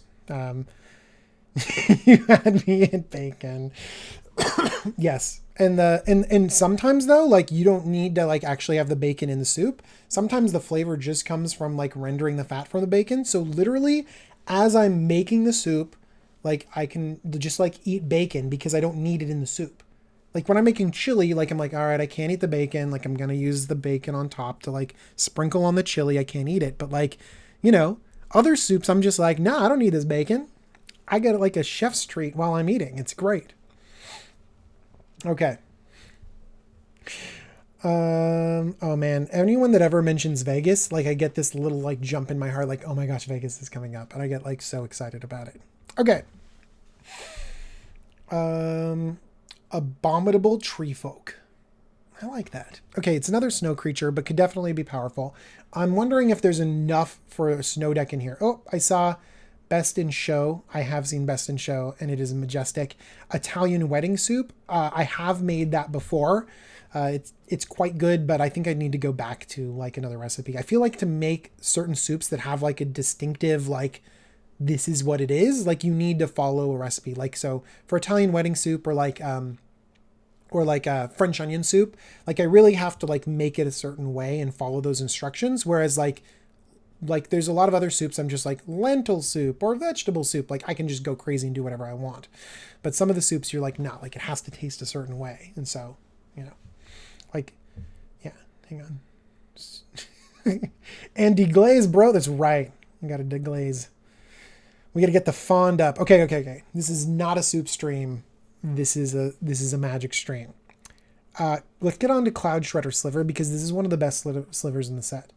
Haste and Flying. It's so good. Like people are like pay a lot of attention to these splashy slivers, these like slivers that do big effects, but just literally evasion and getting things in there is really, really, really good. Okay. So don't sleep on Cloud Shredder Sliver. It's amazing. Collected Conjuring. Yeah, this is not good. Do any of you play Collected Company? No, none of you do, because you like if you do the math, like if you go Google like math of Collected Company, is it Frank Karsten? Someone smart basically says like, oh, here's the math. And you look at the math for Commander and it sucks. Bad card. Eladamri's Call, it's a great card. If your deck revolves around creatures and can play this card, then it's another demonic tutor. At instant speed, it's so good. And so, yeah, creature-based decks, combo decks that have creatures, this is going to be really, really solid. Etchings of the Chosen. I don't remember this card. Cool art, though. 1 white, black. Creature type. Oh, I remember. Creatures of the Chosen can get +1/+1. Sacrifice a creature you control, and it gains indestructible until end of turn. I was always at a loss for like what creatures in black and white I would choose and whether I wanted an anthem and how much I wanted to protect something. So I felt like this could have a place, but not because of the anthem, but really because of this like, oh, if you need to protect your general or if you need to protect a key piece, like this is what will do it. And so it is a pretty cool thing. So yeah, I do like this a lot. I like immediately went to knights, but then I was like, well, what? I don't know. I'm trying to think about what Elenda the Dusk Rose, maybe vampires. Is that something that we wanted in? Like protect our really important vampire at the cost of like a stupid... Actually, that makes kind of sense. You know what I mean? Like in a Markov deck, an Edgar Markov deck, like just sacrifice a stupid 1/1 vampire to protect your other vampires. Yeah, you guys are all saying vampires. Yeah. It seems fine. Clerics are in those colors too. And clerics also, they have like the clerics that where you sacrifice something and then zombies come out. Is it?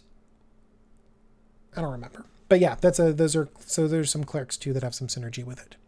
Fallen Shinobi, the ninja that might actually break out of ninja decks. 3 blue-black, but we're not playing it for 5. We're going to ninja this into play. Ninjutsu.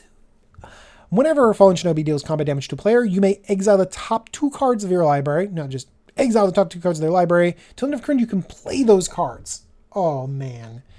Just so cool. Just so cool. This is an effect, too, that people hate. They hate this so much. And I'm like just a huge fan of it as well. The 1 blue-black thing that I tried to mention earlier that just sucks that takes over games, that is the Flying Spectre that takes things from your library. Man, people hate that card, and this is just a little bit better. So I have a feeling this card is going to be very, very good. Yeah, Rotling Reanimator, thank you. Definitely. Oh, yeah. Don't play your things, because basically it says, until end of turn, you may play those cards. Play is different than cast. So play means that you can do lands. Thank you, Thief of Sanity. Thank you, Thief of Sanity. But yeah, someone said, don't play your land. Pro tip. Will. Thank you, Will. Don't play your land because it says play those cards. That means you can start playing your opponent's lands, and there's nothing better than just like hitting your opponent's land drops. So good. And then playing their spells. I love it so much. Fallen Shinobi is very good. All right. Let's just take a deep breath and center ourselves, because we have the first sliver. We have Crazy Cascade Sliver. This is, I mean, it's just value. Like, you basically play a sliver and then it cascades into another sliver, cascades into another sliver. You already wanted just full-on slivers in this deck anyways. I think that this is the perfect dynamic for slivers, because slivers are supposed to be like synergistic and work together, and they're also supposed to be this like fun deck. I feel like it should be like this sort of like fun like deck that you put together, and the first sliver sounds like the most fun. Sliver Queen, I always am afraid that it's just going to be a combo monster. Sliver Overlord, same thing. Sliver Legion is $1 bajillion, but I like Sliver Legion. Attack. Indestructible Sliver is great too. But this one just feels so slivery, because all the slivers, like, they interact with each other. They're always like, I don't know, they just cascade. And I just think that this is going to generate the most fun effects. And it can be just this snowball broken. Like, doesn't every sliver cascading feel like a broken snowball effect as you get more and more value as things go on? That feels like slivers. I love the way they did this. Not only do I think it's very powerful, I think it feels like slivers, and I think it's fun. Oh, Food Chain. Oh my gosh. Yeah, you guys were right. The first sliver is Food Chain Commander. Well, Niv didn't last very long, did it? Anyway, because what was it before? Was it Tazri Food Chain, or yeah, Ripple Sliver. Yeah, Sliver could be cool. Yeah, Sliver Queen shot up to $200 for about a week. So Sliver Queen should not be $200, but it also shouldn't have been like 75 or 80 before, because remember, it's on the reserve list. Like, so many other reserve list cards spiked, and Sliver Queen is cool and iconic and still has value. So Sliver Queen is something that, yeah, I told you all to buy that a long time ago. Why didn't you buy it? Buy the whole reserve list. I'm a finance genius. Okay. Good Fortune Unicorn. It's like a ginger unicorn. I'm all about this card. This is the early edition. Yeah, I was looking down at the snake. I like that snake, but this is the early pet that I really want, the ginger unicorn. But I also like it because it can combo with persist creatures. So if you get a something around where you have a Woodfall Primus that, you know, goes to the graveyard and comes back again. There are other creatures that, like Ivy Lane Denizen does that, puts a post-motion counter on things. Anafenza has that effect as well, kind of. And so if you have a Kitchen Finks or a Woodfall Primus, then you can just keep sacking them, and the persist counter comes up, and this removes the persist counter. Yeah, that can just create a loop, and it kills things, and it's broken. And yeah, it's just a solid little card. Like it. Hogak, Risen Necropolis. It's like the Writhing Township. It's a whole necropolis that's arisen. Jimmy plays this on game nights. I can't wait to see how he does, because I did not see this as a commander. I really didn't. I think that this is a huge hoop you have to jump through, and that this might be fine in other times, but an 8/8 for 8 is like, okay, fine, it's big, you know. But I thought that I would often rather just convoke it or delve it or have it end up being in my graveyard. And so I'm interested to see how it works in the command zone. Ice Fang Quaddle. I just like that this is a snake. We need more snakes in the world. So yay snake. Drawing a card is great. But this isn't Baleful Strix. But it could be better than Baleful Strix. Who knows? All right. Ingenious Infiltrator, yet another ninja, but this is just a better... Help me out here, guys. The better... I think I'm getting tired because I used to be able to, like, I was just on it on the card names, and now I'm like not as good on the card names as I used to be. It's basically the one that lets you ninja, it's just mono blue and it ninjutsu's in and it draws a card. Yeah, Ninja the Deep Hours, thank you. Setback gets the win. and then Mark comes in. Setback makes me feel good. He's like, I know what you're talking about, Deep Hours. And then Mark comes in and he's like, you're just old now. Okay. Anyways, Ninja Deep Hours can see play in Ninja decks. It doesn't see play in other places, so this doesn't get very much play. Kaya's Guile. Okay. Instant speed, nuke a graveyard is very good, and you should not sleep on this card. Two of the effects are very mediocre, and so two of them kind of stink, and then two of them are very good. Instant speed is very, very good. And so I really wish that these had a little bit more impact in our format, this Gain 4 Life and the Spirit, but it's surprisingly good. I don't know when I would play with this card though. That's the problem. Like, what deck does this card go into? Like, I love being able to hose. Maybe it's a sideboard card where you're just like, look, you know, Steve over there is just constantly killing me with this stupid deck. He's unearthing all of his slivers and going off and everything's bad. He's putting artifacts into his graveyard and treasure maging it back again and all this other stuff. And so you just Kaya's Guile them all and then you just cackle. That's what you do. Kaya Tribal. Okay. Kess. We've had Kess. Kess is solid. Now it won't be in foil only, so legacy players can play it without getting proxy. Okay, Lava Belly Sliver. I actually like this card too, because what it does is the slivers have, when this creature enters the battlefield, deals 1 damage to target player or planeswalker, and you gain 1 life. So basically this is another combo enabler because it's enter the battlefield. So you have the ability to just kind of like sliver, sliver, sliver, sliver, sliver, and then just damage. It basically gives slivers another angle of attack, because usually slivers are like, oh, I attack. Attack. But now you have, oh, well, this sliver deals damage when it enters the battlefield, or this sliver deals damage when it takes damage. And there's so many different ways for these slivers to interact and get damage through. Surprisingly good.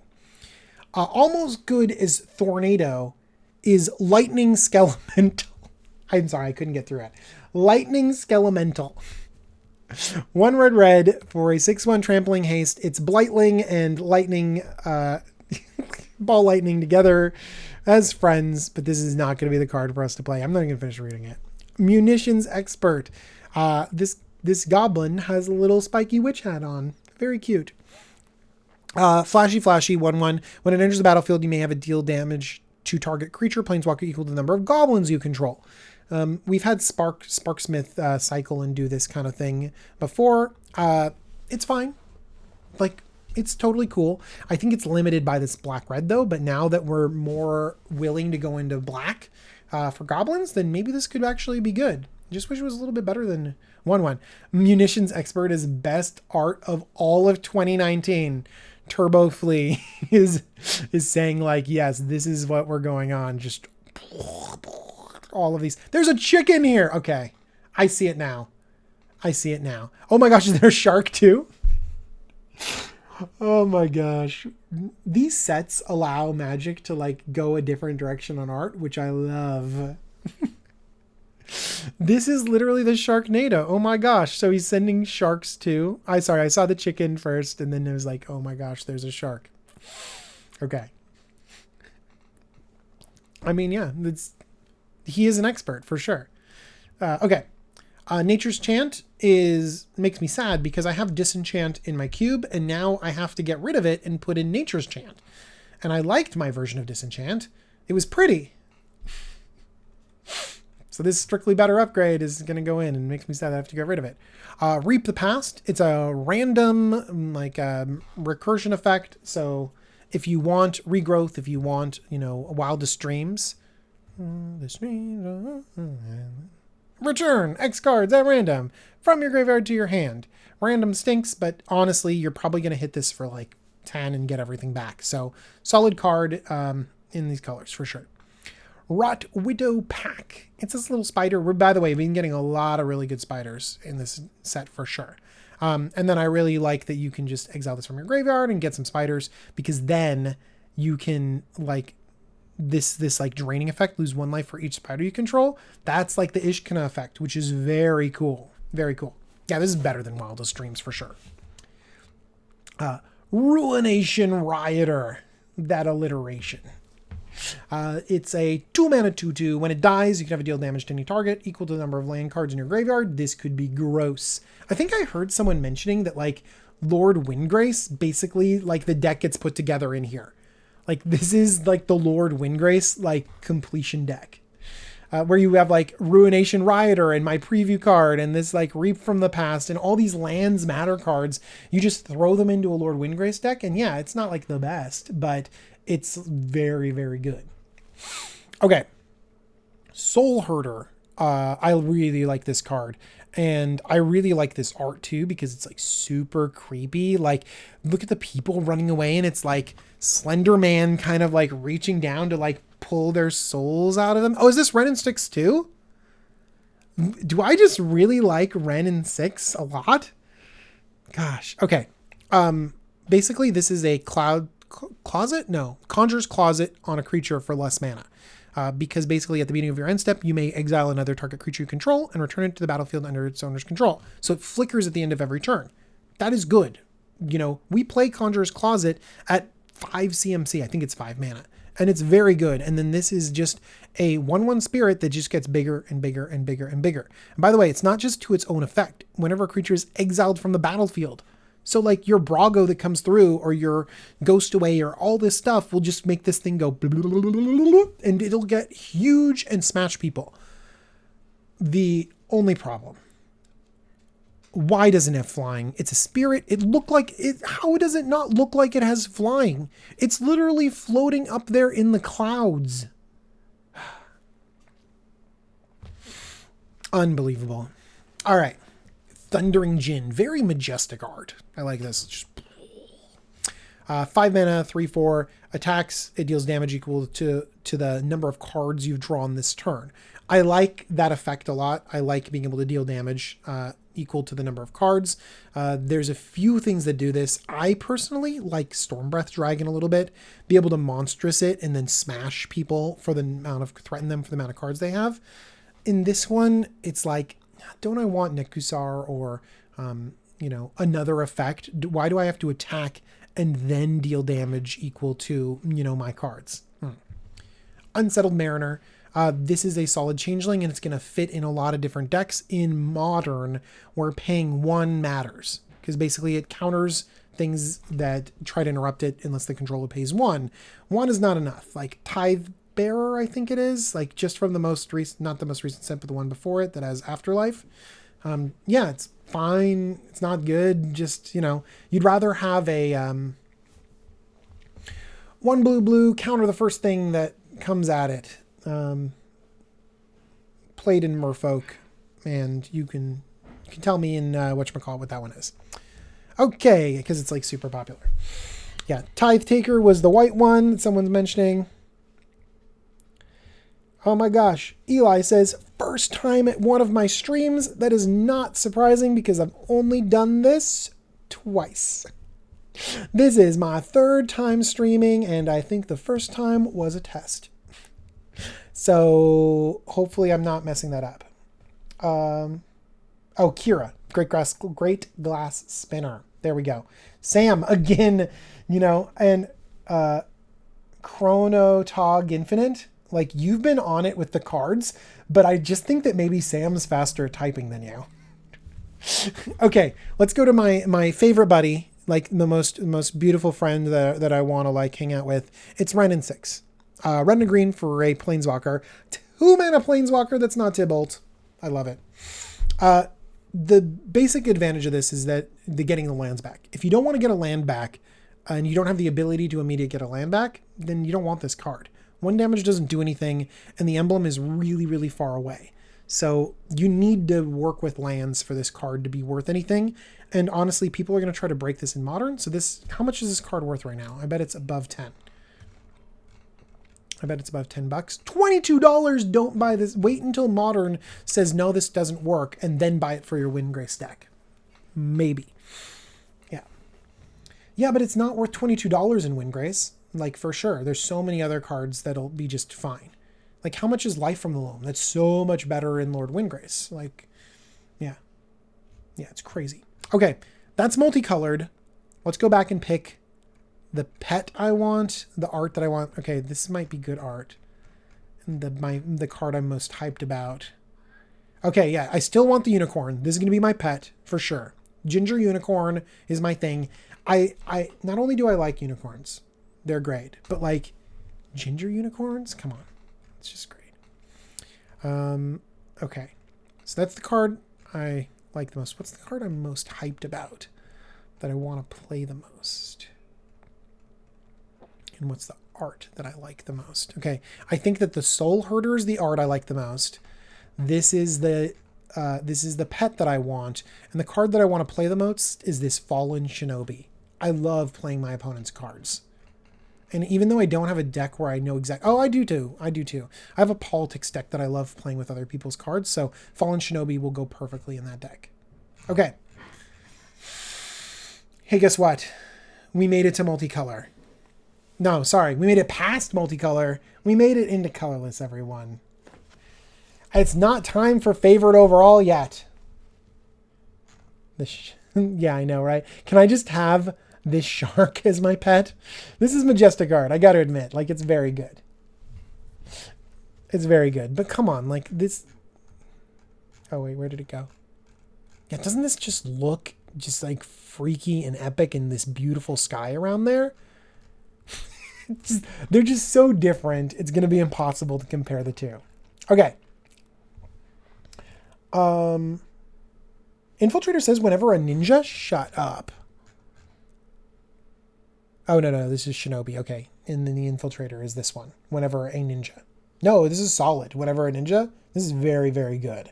For sure. So it's not even a strict, crossover to the card that I didn't know before, that I'm going to pretend like I listened to you guys and like totally knew what was going on, when really I'm just scrolling up to try and find Ninja of D powers.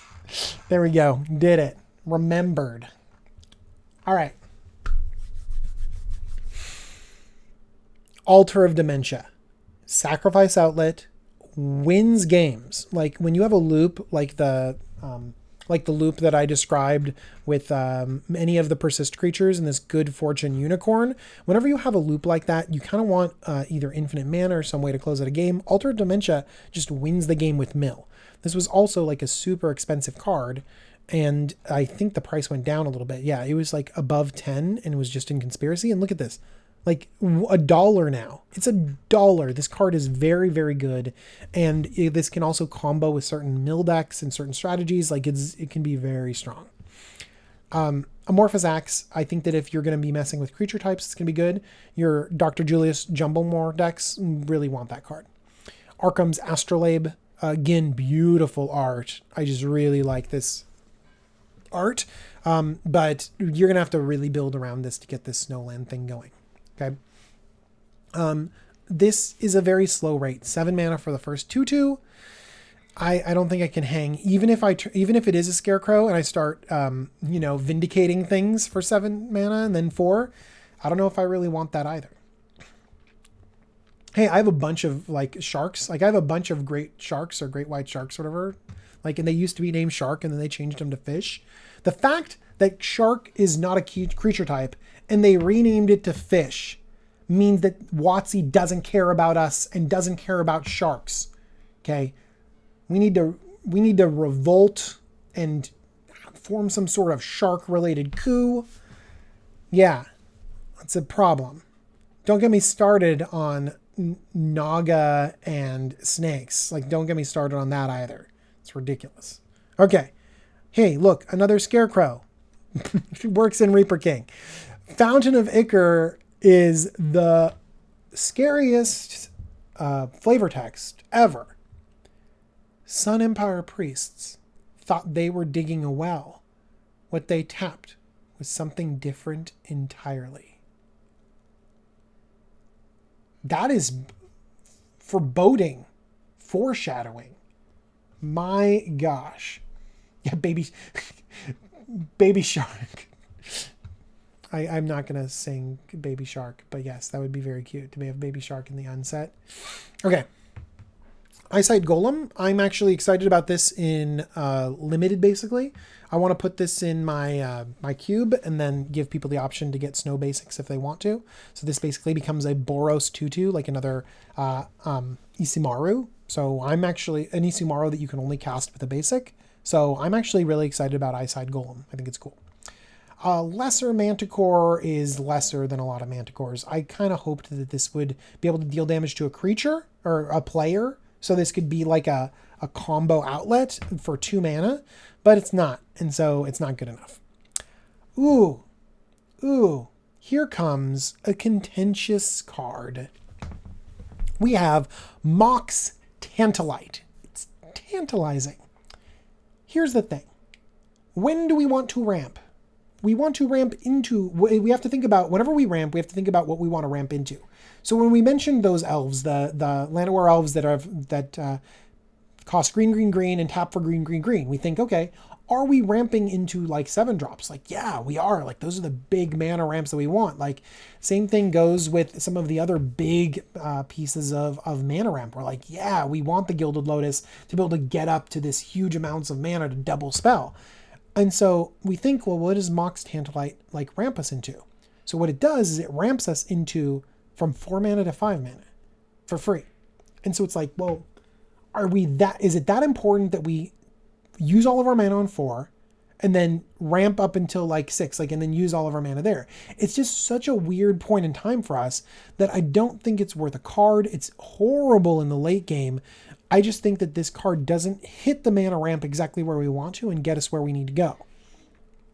I think if card advantage becomes something that you like just like don't care about at all, like in like some of the decks that I'm thinking about building where you just like constantly like cycling through your deck, then maybe Mox Tantalite could do something, but it's just not something I'm interested in all. Ramp is ramp, but you have to think about when ramp hits it for that's good for you. Like when does it work in your deck? So sometimes I really value 2 mana ramp a lot more, and sometimes I really value 4 mana ramp. So things that ramp me like 2 lands, like or give me a lot of ramp. And so you have to pay attention to what your deck really wants. And this is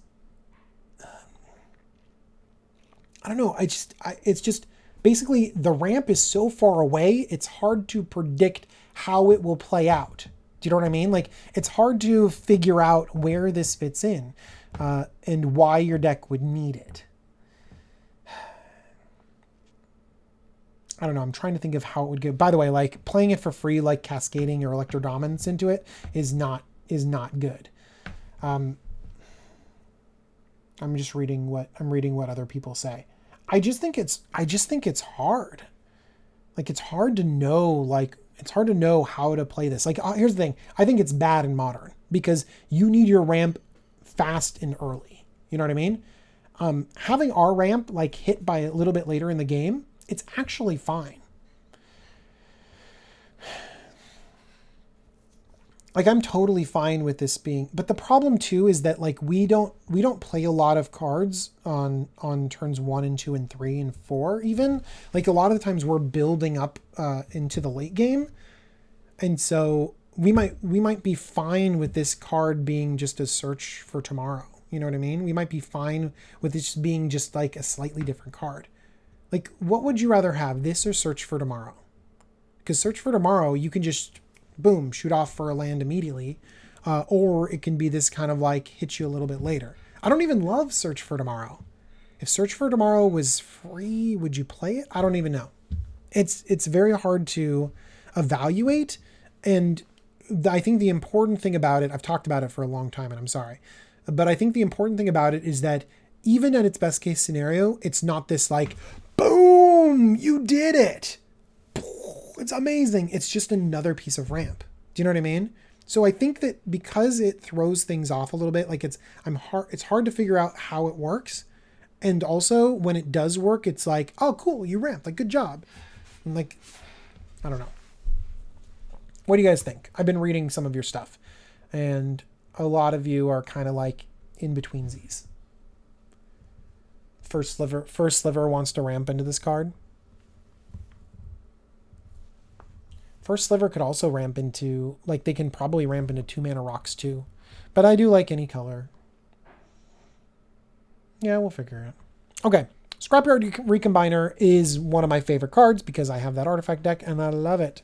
It has modular too, which means that these 2 counters can just go on to something else later. So this thing has intrinsic value in it even if it dies. 3 mana 2/2, sacrifice an artifact, any artifact, even itself. Search your library for a construct card, reveal it and put it into your hand, then shuffle your library. There are a lot of critical constructs. I think the best construct, Scrap Heap Scrounger, is a construct. The Gear Hulks are constructs. Yeah, there are enough constructs. So Scrapyard Combiner is just a very, very good card and will work in a lot of artifact synergies. Very good.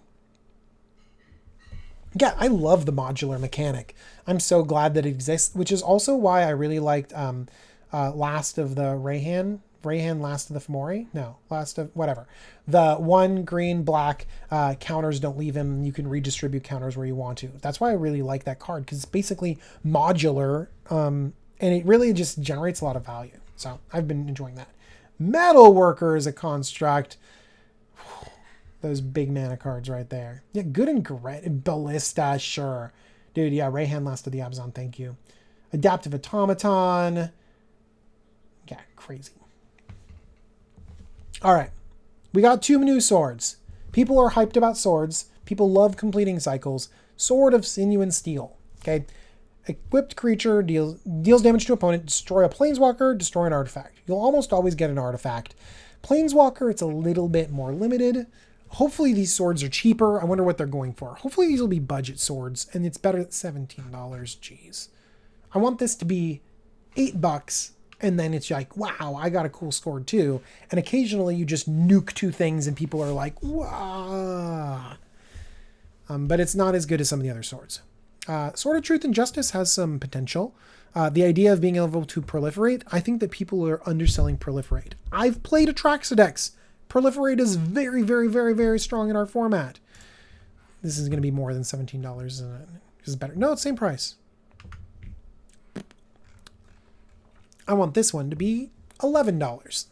So this one will be $8 and this one will be $11, and you can be like, all right, I got my discount sword going on. Talismans. Talismans are really solid. 2 mana rocks are really, really good, and this damage doesn't mean anything to us. Sometimes having this colorless symbol is even better. Think Eldrazi Displacer, my favorite card to use the colorless symbol.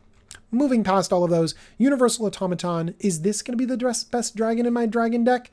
Probably not. 1 mana, 1/1 suck. We've made it to the lands, and we're going to talk about my favorite lands. And oh, wait, hang on. My pet, my art, my impact. I'm most excited about Scrapyard Combiner. I think the best card in here,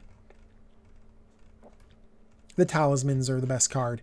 And then Altar of Dementia is also the best card. The art that I like the most, I really like that Astrolabe. Astrolabe, for sure. Favorite art. Very cool. All right. We're going on 3 hours. How many of you, I wonder how many of you have been here the whole time? I don't even know. Some of you probably. Who knows? But thank you for sticking with me. We're going to get through these last lands, and then we're going to take just general questions, chat a little bit casually as people kind of drift in and, you know, drift out because they're like, oh, peace, bye, or stuff like that. But we're going to finish super strong. And yeah, basically everyone's like, nah, dude, I couldn't stick with you for 3 hours. I joined in multicolored. Okay, let's get through these lands really. Okay. Baron Moor. So Baron Moor. Oh, geez. These lands are insane. Forgotten Cave, Lonely Sandbar, Secluded Steppe, and Tranquil Thicket. Okay, these lands are the cycling lands, and they're very, very good. Coming into play tapped is a for sure cost, but in Commander, we want our lands to do things, and we can play around this effect.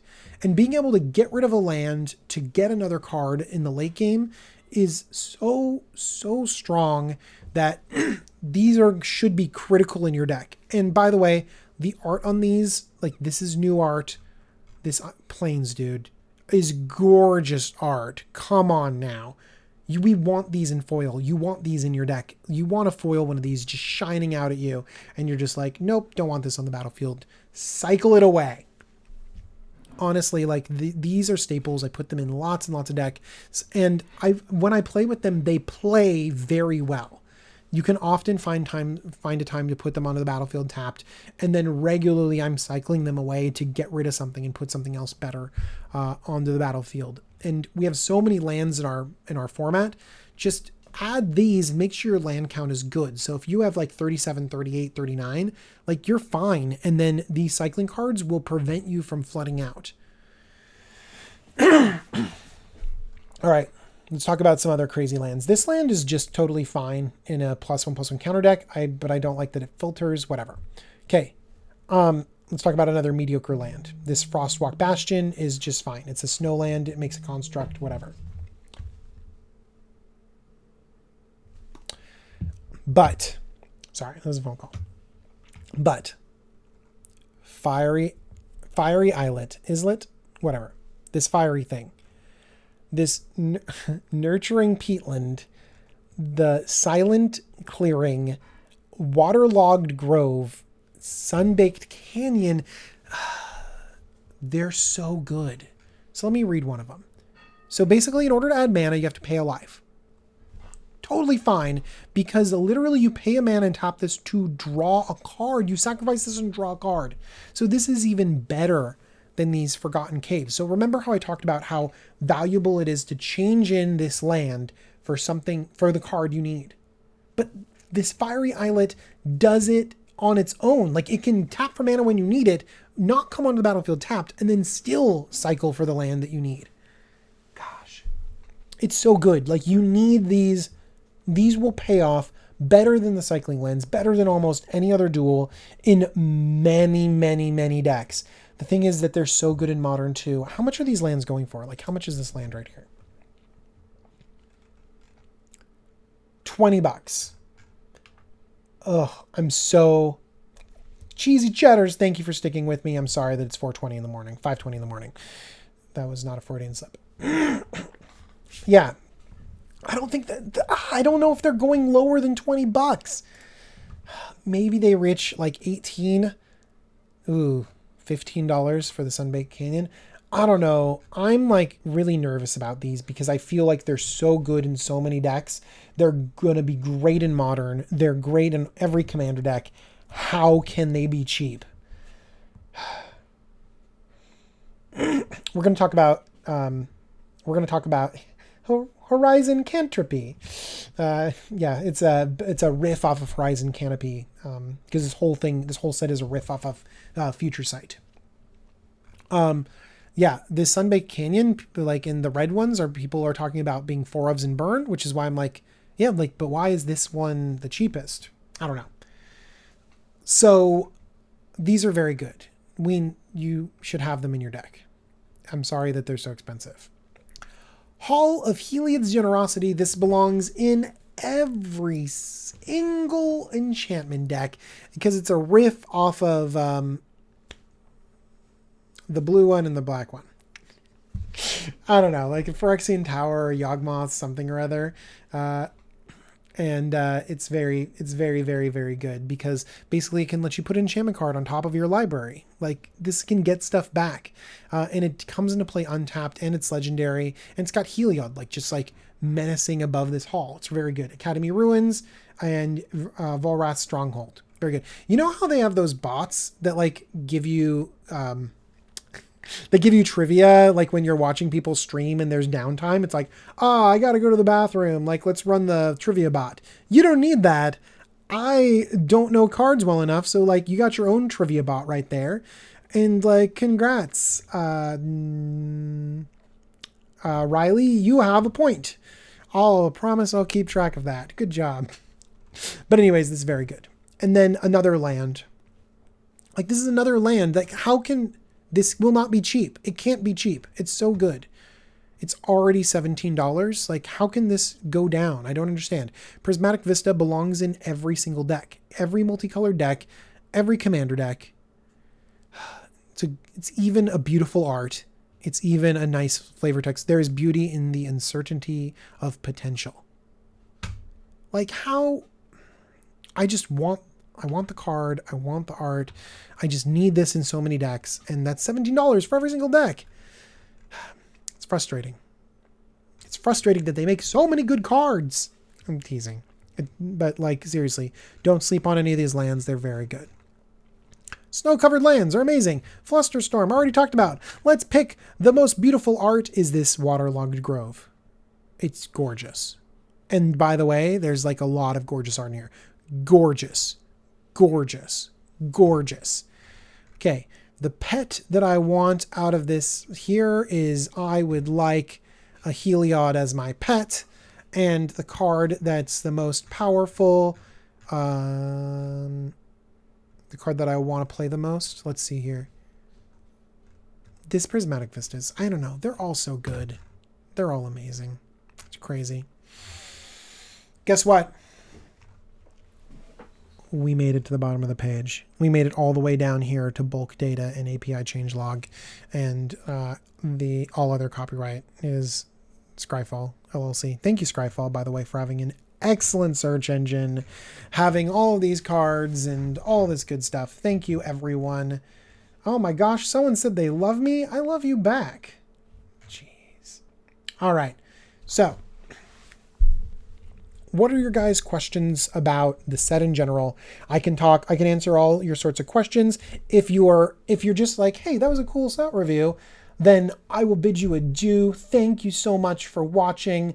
I'm very excited that all of you came and hung out with me, and it was very fun to like interact and talk, and I thought that this would be easier than like making a set review, but very clearly, I'm pretty tired and hungry.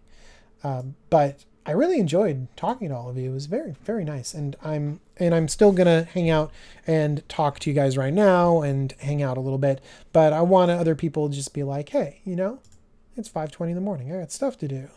Or I'm tired of listening to you. I want to watch someone else to take off. So thank you very much for watching. I hope you enjoyed all the streaming. And now I'm going to interact in chat for a while. All right.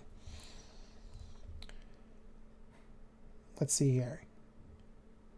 Oh, court. I have to figure out whether this is a good thing or not. So basically, I'm going to put this on YouTube. I might divide it up. I might not.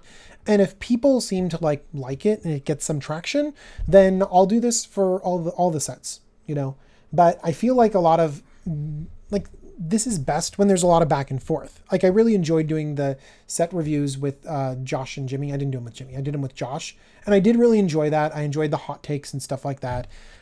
But I also feel like there's a lot to be gained by, number one, like you guys talking about stuff too.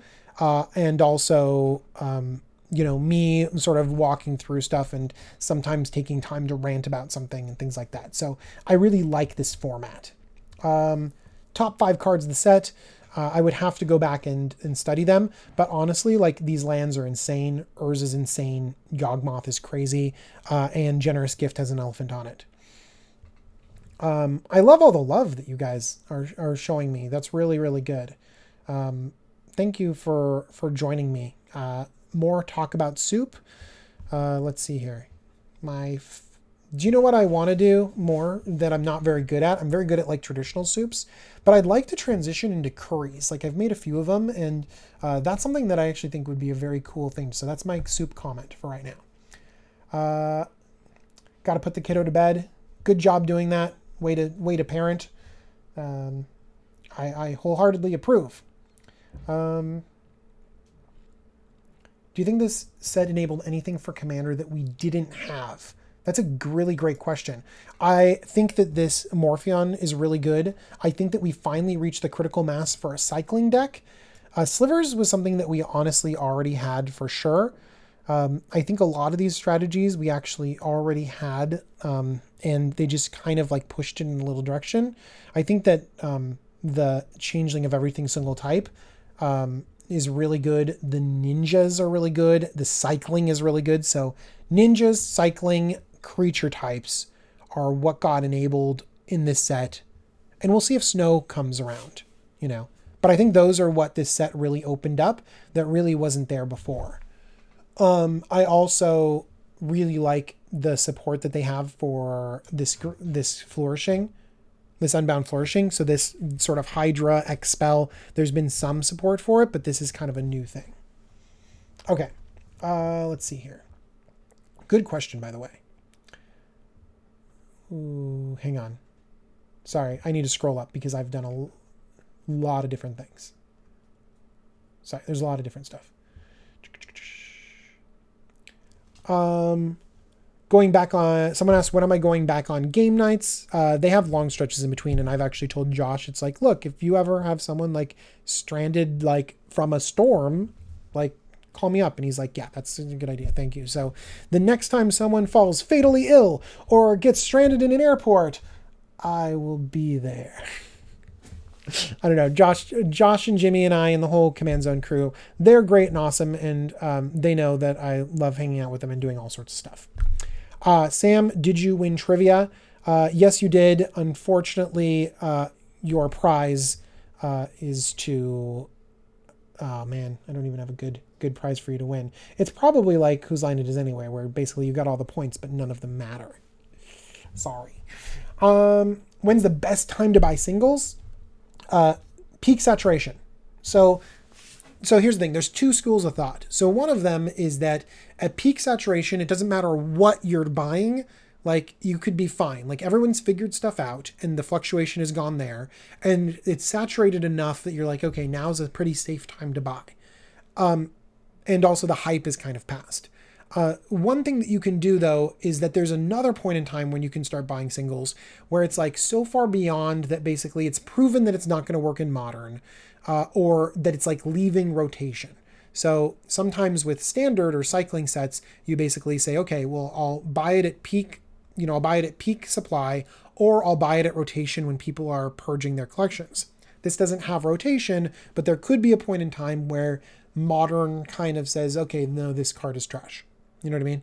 Right now, people are going to be trying a lot of stuff. And so you run the risk of some card that you want being like super good at Modern. So however good you are at Modern, because that's going to drive the price in many of these Modern staples, that might be what you want to listen to. I think I'm going to buy 3 weeks after release. Some of them I might buy sooner, depending upon when I cube next. Okay, here's another thing too. So like, I might buy them earlier when I'm going to cube next. If you are going to play with them, then like it might be worth $2, $3, $4, $5. You know what I mean? Like, hey, I'm going to go to this big commander night, this big commander weekend. I want to play with the cards. Like, that might be worth it. Like, that's the reason why we buy cards to begin with. So it's like, get the cards to like go to the thing. You know what I mean? So if I have to buy these cards to play at GP Seattle, like I might buy some of the cards just boom immediately. So that's another thing to think about. Why it got to be so expensive? Actually, I don't know why this has to be so expensive, because with, like I said before, with other master sets, the reprints have dictated the price. But with this, it's expensive and they're brand new. And so it's like, what's dictating the price? I guess supply and demand is dictating the price, and we want these cards. So yeah, that's kind of what's dictating the price a little bit. And it's a little bit more complicated than that. Okay, comment soup. Cool set review. Thank you. See you for 2020. I already answered that. We'll see how this does, and hopefully it's good. Netflix MTG show. Thoughts? Really? Are they thinking about doing a Netflix MTG show? I think so. In terms of mainstreaming Magic the Gathering, I don't know if you know this, but I have a YouTube channel, and occasionally I run into people that are like, oh, what's this hobby that you have? And I'm like, very dismissive of it. And they're like, oh no, I want to watch your stuff. And then you feel weird because it's not, this is not palatable for most people. Like, a lot of people will watch this and they'll be like, this was a miserable experience because it's so specific. Like, they don't want to like figure everything out and follow everything that I'm saying. Like, if I make some lame joke about, like, it doesn't connect. And so the audience is so narrow for this that it needs to be palatable. That's actually why game nights is so good. Like, Josh does such a good job because he literally takes one of the most complicated games in the world and he turns it around and makes it very palatable and easy to understand and easy to see, and is great at it. I'm not actually that great at that. A lot of the times I take things way too intellectual and speak to a very specific audience, an enfranchised audience. So I think that that's the one thing that I could do better. And so I think that the things that do well are the things that open up to most audiences. So things like pre-release, loading ready runs pre-release is great. They open things up to a wide audience. They're funny. They're charismatic. They're good people. Yeah, people love that. People love pre-release in general because it opens it up to a lot of people. People love game nights because it opens it up to a lot of people. And the more specific you get, that might scratch our itch, but it might not be the best thing for a wider audience. Okay. Urza is very broken in Commander, but it's as broken as you make it, depending upon your playgroup. It's especially, here's the thing, when you build a super powerful deck and you take it to a, not very powerful playgroup, any commander can be broken. So it just depends on your playgroup. Top 5 cards, already mentioned it. Soups are a Great Depression food. Are you talking about the Great Depression or like my soul crippling depression? No, I actually like soup at all times and find it to be a joyous food.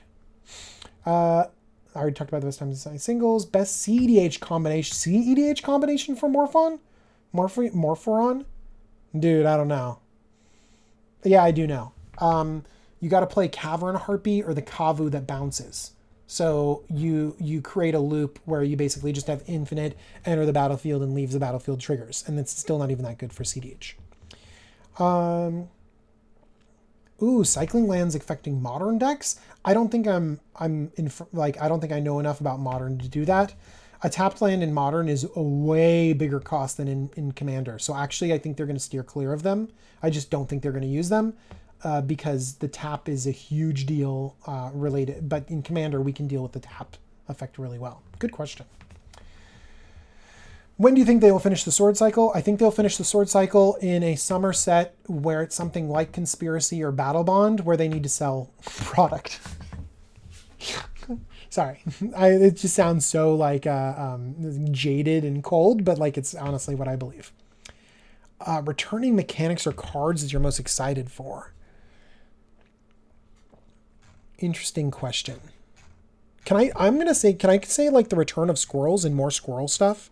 Like that's honestly like what I'm super happy about. But in terms of a returning mechanic, I also am a fan of Changeling. Like I do like Changeling a lot.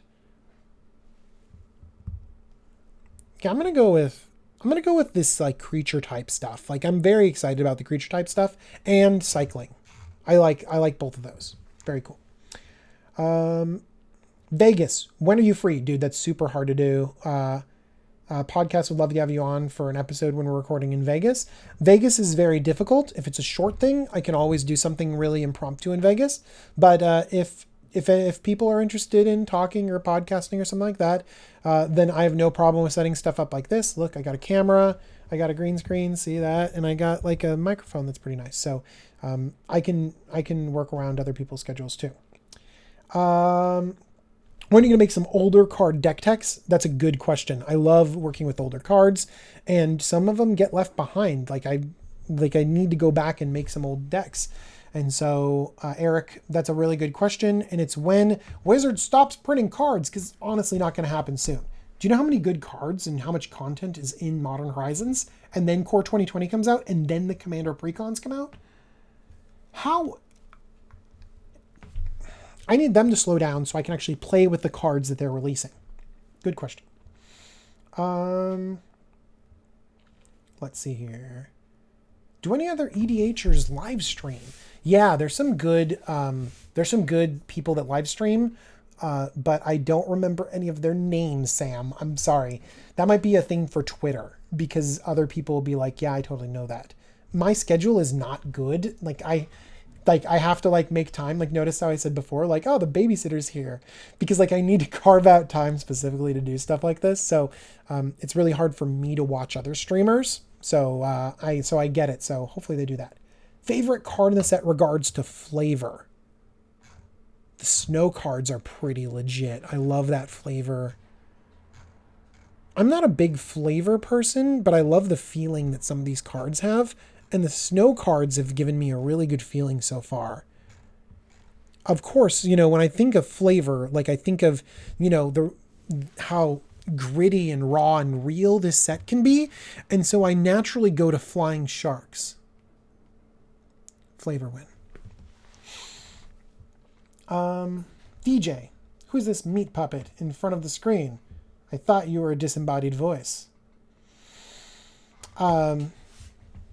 Well, for a while, yes, I was. And then Josh Lee Kwai required that I sit in front of a screen every day of the week for a very long time. And so ever since then, I've been okay with showing my face on the screen. But for a while, for a long while, I was like, nah, I don't want to do that kind of thing. And people actually like studies and articles were like, hey, if like people see your face, they'll like be more drawn to you and they'll like your content more. And I'm like, nah, cool. I can show them magic cards. It's fine. But for this, like, this is more of a conversation. So I want to show you my face anyways. And if I ever like make my content better, like I'll do what Seth Saffronala does right now, which is basically have his face on the screen as he's dictating deck text. So I should do that eventually. Okay.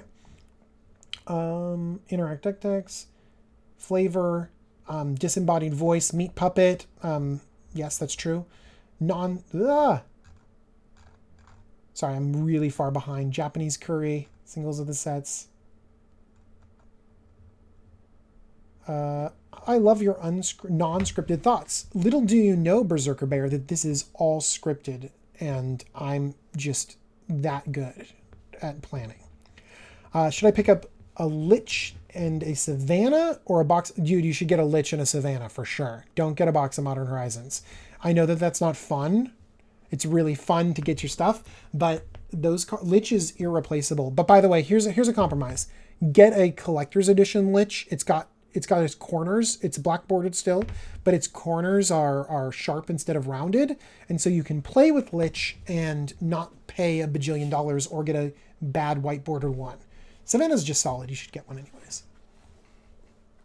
I'm glad that you guys you keep saying that this is unscripted, but that's not true. Literally reading all of this off right now. Little do you know, a lot of my normal content is not very well scripted either. So there. The golden box of curry. Yeah, I've done those curries. Wow, we're talking a lot about soup in this thing. I've done like starter curries and stuff like that before, and it is really good. I think here's the thing. I don't know enough about it. I live in a great place where there's like any culture of food you can go and get. So I want to go to like a supermarket and be like, hey, like, you know, a specific culture, like an Indian supermarket or something like that. And say, hey, like teach me like what makes this like Himalayan food and what makes this like food from Sri Lanka or from different areas of India and stuff like that. Like I want to know what's going on and like what's good, because honestly, like I go to different restaurants and I trust them and it's delicious, but it's different when you kind of make it. You know what I mean? Is your favorite card hot soup? No, because the hot soup gets spilled on people and not enjoyed by hungry soldiers. I wanted Shardless Agent into the set because I wanted to be able to cascade into other spells in Modern, even though I don't play Modern that much. That was for Mark and Brian. I should read you guys' names. Turbo Flea says, I keep trying to scroll the cards inside the video. I'm sorry. I do that too. I should leave it on generous gifts so you guys can see an elephant. Japanese curry. Oh, so good. Do you think there's enough snowlands to make a 5-ish level Snow Matters deck? Interesting question. I don't know. It's going to be so difficult. Soup segment at a buffet in Vegas? literally soup related cast. DJ, you're such a wholesome person. This is from Carl. You've watched all my videos. Thank you, Carl. I like you back. And I enjoy the smiley face. So you gave me like a smiley face emoji. This is how like This is how streaming works. I can literally give you a real smiling face back. As for Carl. Ninjas? Indeed, ninjas confirmed. Favorite card is still Hot Soup. So again, reprint, I would have liked Shardless Agent. I think it would have been busted, so let's not... I'm glad it's not in there, but I would have wanted it in there.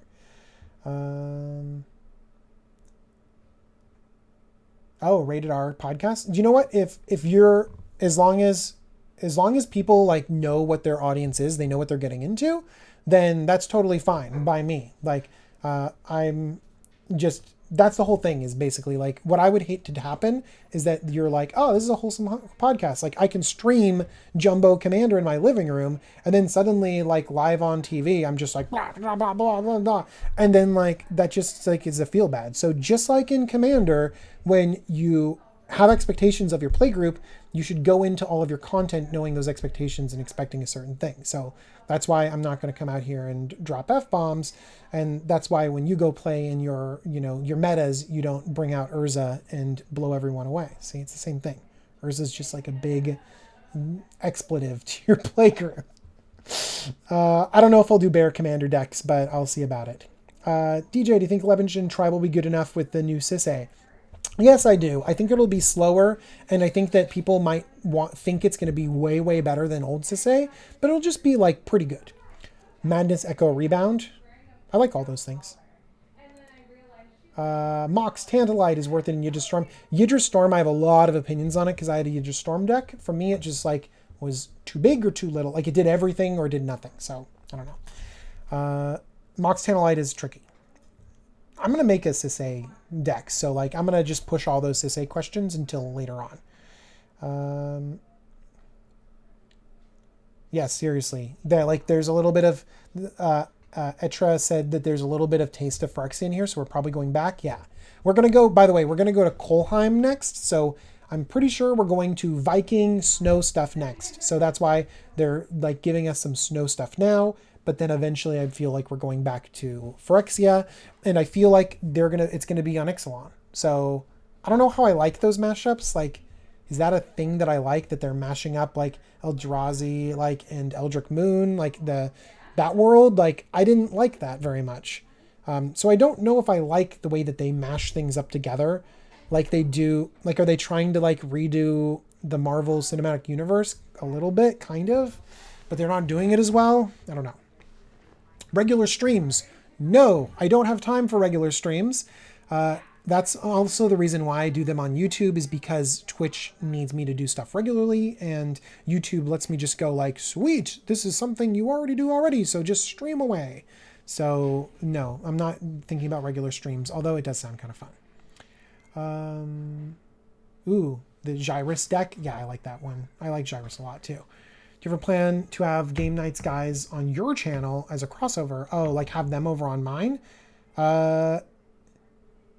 No, probably not. They're just like, I don't know, maybe. But like, they have so much sophistication and equipment. And so part of it is, I don't know. That's a good idea. I should probably think about having guests on and like expanding the channel and stuff like that. It's just it's a lot more work. We'll see. But that's a good question. Who asked that? Obi. Thank you, Obi. Own Commander game without Jimmy and Josh. Are you excited for Magic Fest Seattle? I am excited. Oh, it's Benjamin. I'm staying. It's Ben. I'm staying at Ben's house for Magic Fest Seattle. I'm super excited not only to go to Seattle and play Magic with everyone, but to specifically see you and high five you and play Magic and hang out. And also like I want to go and feel younger again. Like I'm crashing on someone's fold out couch and hanging out with guys and stuff like that when I should probably be doing responsible things. So that's good. Will you stream your own Commander game without Jimmy and Josh? No. Like Commander gameplay and content is very difficult to do, and I've tried to do it, and it'll take a lot more work, a lot more time. Do you think think more cards are here will be played in Commander and Modern? By its nature, way more Commander. Modern has a barrier to entry that's incredibly high, and Commander has a barrier to entry that's incredibly low. So when people are complaining about this set and they're like, oh, there's not, like, it's supposed to be Modern Horizons, there's not enough stuff for Modern. There can't be enough stuff for Modern because Modern is such a, like, tight-knit critical thing where everything needs to belong. You know what I mean? Like, the barrier to entry into Modern is incredibly high, and not any old card can fit into there. Like, literally any old card can into Manor. Ugh. Dude, I just rolled down to this area and, like, would you play Gluttonous Slug in Commander? Yeah, you would. Force of Despair? Yeah, you would. Like, they're Grave Shifter. People are talking about I'm putting this in my Dragon deck probably. So, like, the barrier to entry into Commander is so much lower than anywhere else that we're going to be naturally playing so many more of these cards in here. Good question, though. Good dynamic. And another reason why, like, I don't know why people are calling this Commander Masters, just because, you know, there's more to Commander than a lot of these other formats. Sorry, I'm going to go scroll to Goats in a Beautiful Cityscape. Okay. Do you think yes, confirmed animated show? Oh, the animated show, they announced it? Dude, someone put a link to the announcement for the animated show so I can read that. Oh my gosh. By the way, the animated show, sorry, like I clearly didn't know what was going on. That's a great idea. And the real thing though is that, and before I even look at the announcement, I want to say this, is that there's a difference between the nature of an animated show designed for adults and one that's designed for kids. And I think that one that's designed, I don't know what would be more effective, because the professor said something super, super smart, that a kid's show is actually what Magic really needs. And that really, like, grabbed onto me a little bit. But now that I'm thinking about, like, what would, like, a more adult, like, tongue-in-cheek version, a BoJack Horseman version of Magic the Gathering animated show look like? And I think it would serve a pretty big community. I don't know. This is great, though. I'm really glad that they have an animated show.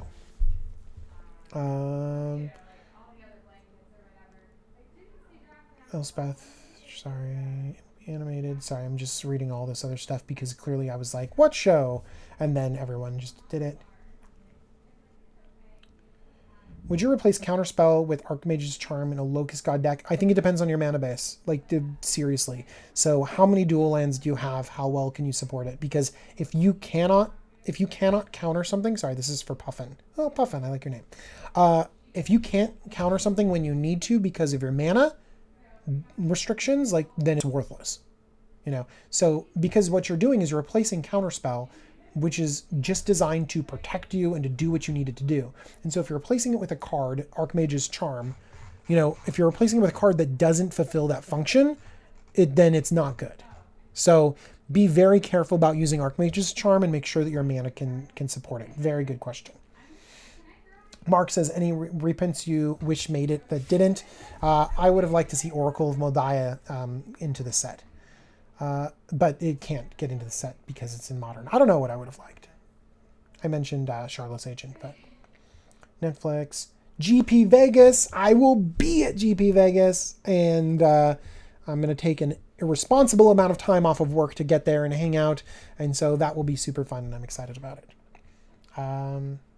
The first sliver will see much play. I think that the first sliver will see a lot of play because it's really fun, and I like the way first sliver plays better than almost every other sliver deck.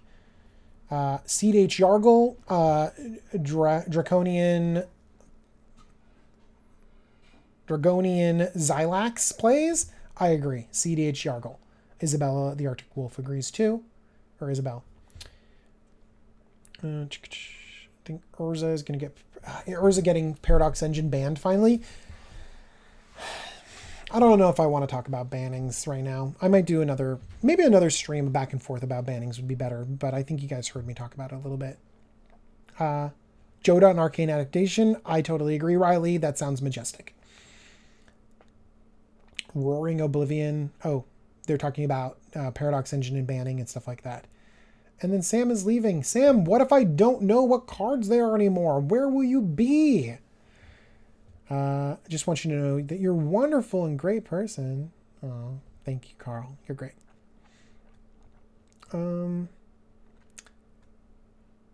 Sorry, every so often it just goes and like scrolls down to the bottom, and I can't see what's going on. Squirrel hype, I agree. Slivers.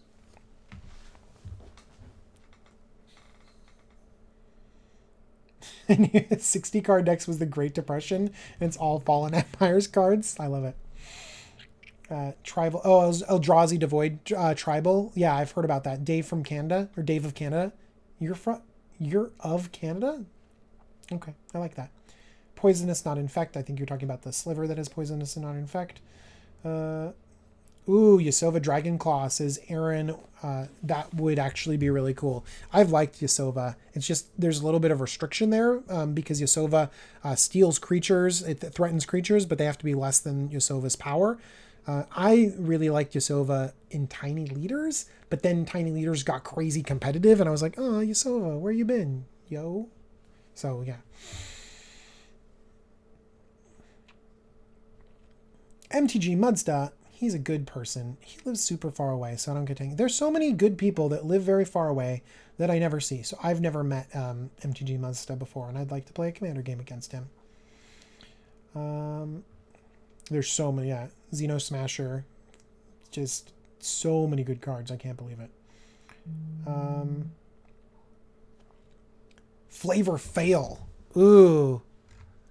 Did you guys notice any Flavor Fails in here?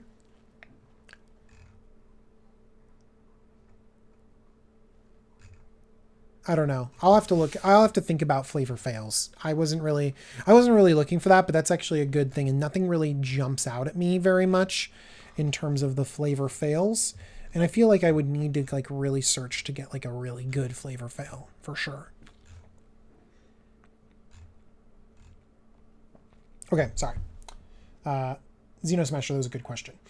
Yeah, I know. Arctic Raven says, I'm reading chat from 15 minutes ago. Yes, I am. I'm so sorry and not very good at this. I should probably go faster. In fact, I'm going to go faster. Mulligan change. It's good for everything except for modern. Sucks to be modern. You'll figure it out. Don't worry. But it's good for us. I liked the partial Paris mulligan, and London mulligan is close shoulder partial Paris, so we'll be good. Mudsta is a good guy. Stew is better. I think that stews and soups are slightly interchangeable, and I like a lot of my soups to have like a little bit of texture, a little bit of bite to them. So I actually think that things in the middle are really good. Number of decks. I've actually gone down in decks. I used to have like 35, and I've cut it down to almost like 18. So I'm actually done a little bit of a purge and tried to be a little bit better. Oathbreaker. I'm going to see what Oathbreaker like is a little bit. Oh, dude, Cube. I need to talk about Cube later. Cube is something that I'm super excited about for this, and I feel like there's at least like 4 or 5 really strong Cube cards in here, and I have to like spend a lot more time on it. They confirmed that Ixalan stuff isn't Phyrexian oil. Oh, good. Okay, Josh said they confirmed it is not Phyrexian oil, or they're trying to trick us. It's a feint within a dodge. Okay. Say Super Friends? Smart. I like that. Sounds pretty cool. What is Sisse? Yeah, Sisse Super Friends. Okay, that sounds pretty okay.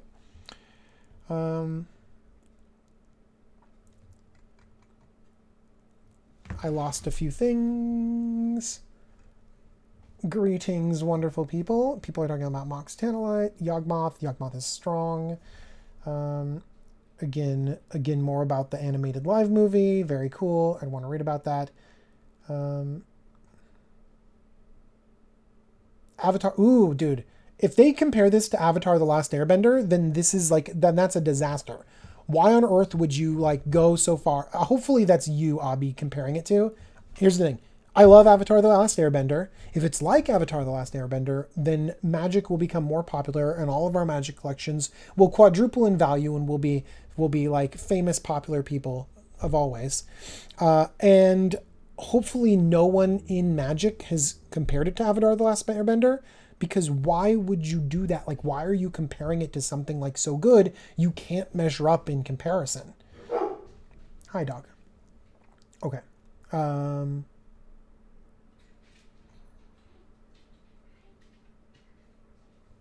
Good question. Bannings and mulligan rule.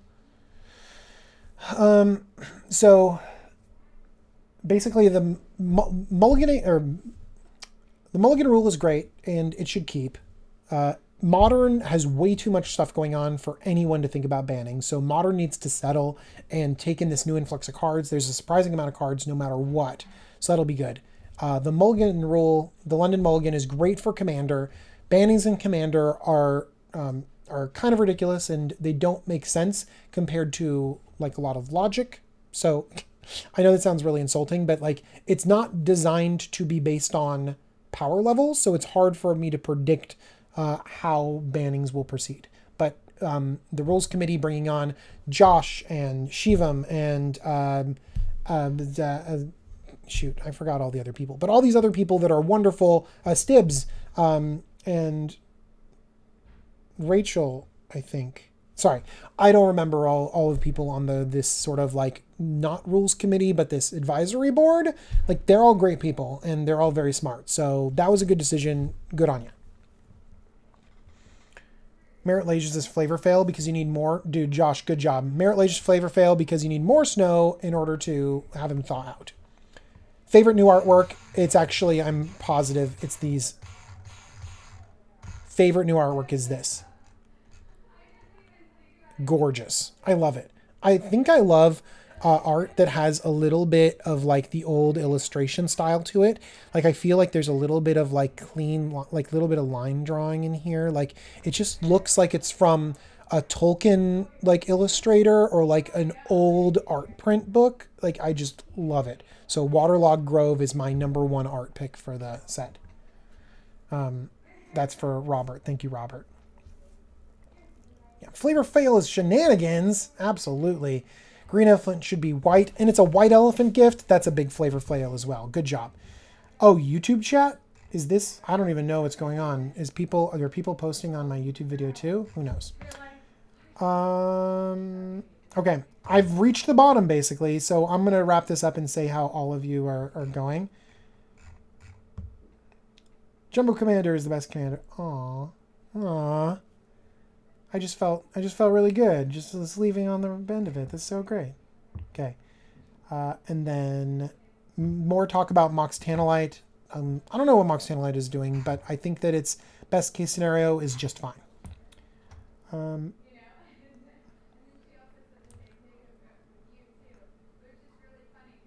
Oh, no, they didn't say what the next sets are going to be, but the next set is like, I don't know how it came out, but it's going to be like, they called it Coldheim. And so people were talking about a Viking set, so I don't think it's confirmed Arctic Raven, but I think that people are like, oh yeah, it's going to be Vikings, and like they're probably going to do Snowlands and stuff like that. Hopefully be able to play a game with Vegas. I get super busy at Vegas, but I'm hoping to see lots of people, and even if I can't get to play a game with people at Vegas, I really want to like shake hands and take pictures and sign cards and say hi and literally like just say, hey, you are awesome. Tell me what your commander thing is, and then like have some cool interaction, even though it can't always be like a full-fledged commander game. So thank you. I will do a Sisei deck. I think it's interesting enough. Grenzo broke. Okay, I have successfully made it to the bottom of the chat, which means that I've caught up with questions. So that means that there's no more questions, or you guys are bored enough to stop asking them. So I will wish you all a wonderful night. Thank you so much that so many of you spent your Monday night with me, because it has been your Monday night. This has been a stream that has gone on for, it'll be 4 hours in like 2.5 minutes. So thank you for spending your night with me, at least part of it. I really appreciate all of you and everything that you do. You guys do great things. Like, you guys are regularly like patrons of mine. You click on my TCG player links. You tell me nice things. You follow me. You give me thumbs up. Like, all of you do all sorts of little things that make me feel loved and really actually like build up the community as a whole. So thank you to all of you very much. And I'm glad I got to talk about Modern Horizons with you and about soup. Yeah, it's about soup too. All right, everyone. Thank you very much for watching. I hope you enjoyed this video. And I'll see you really, really soon with tons of Modern Horizons deck techs because there's so much good stuff in this deck. All right, everyone. See you really soon. Bye. Now there's the awkward time where I try to figure out exactly how to stop streaming. I did it. Bye for the second time.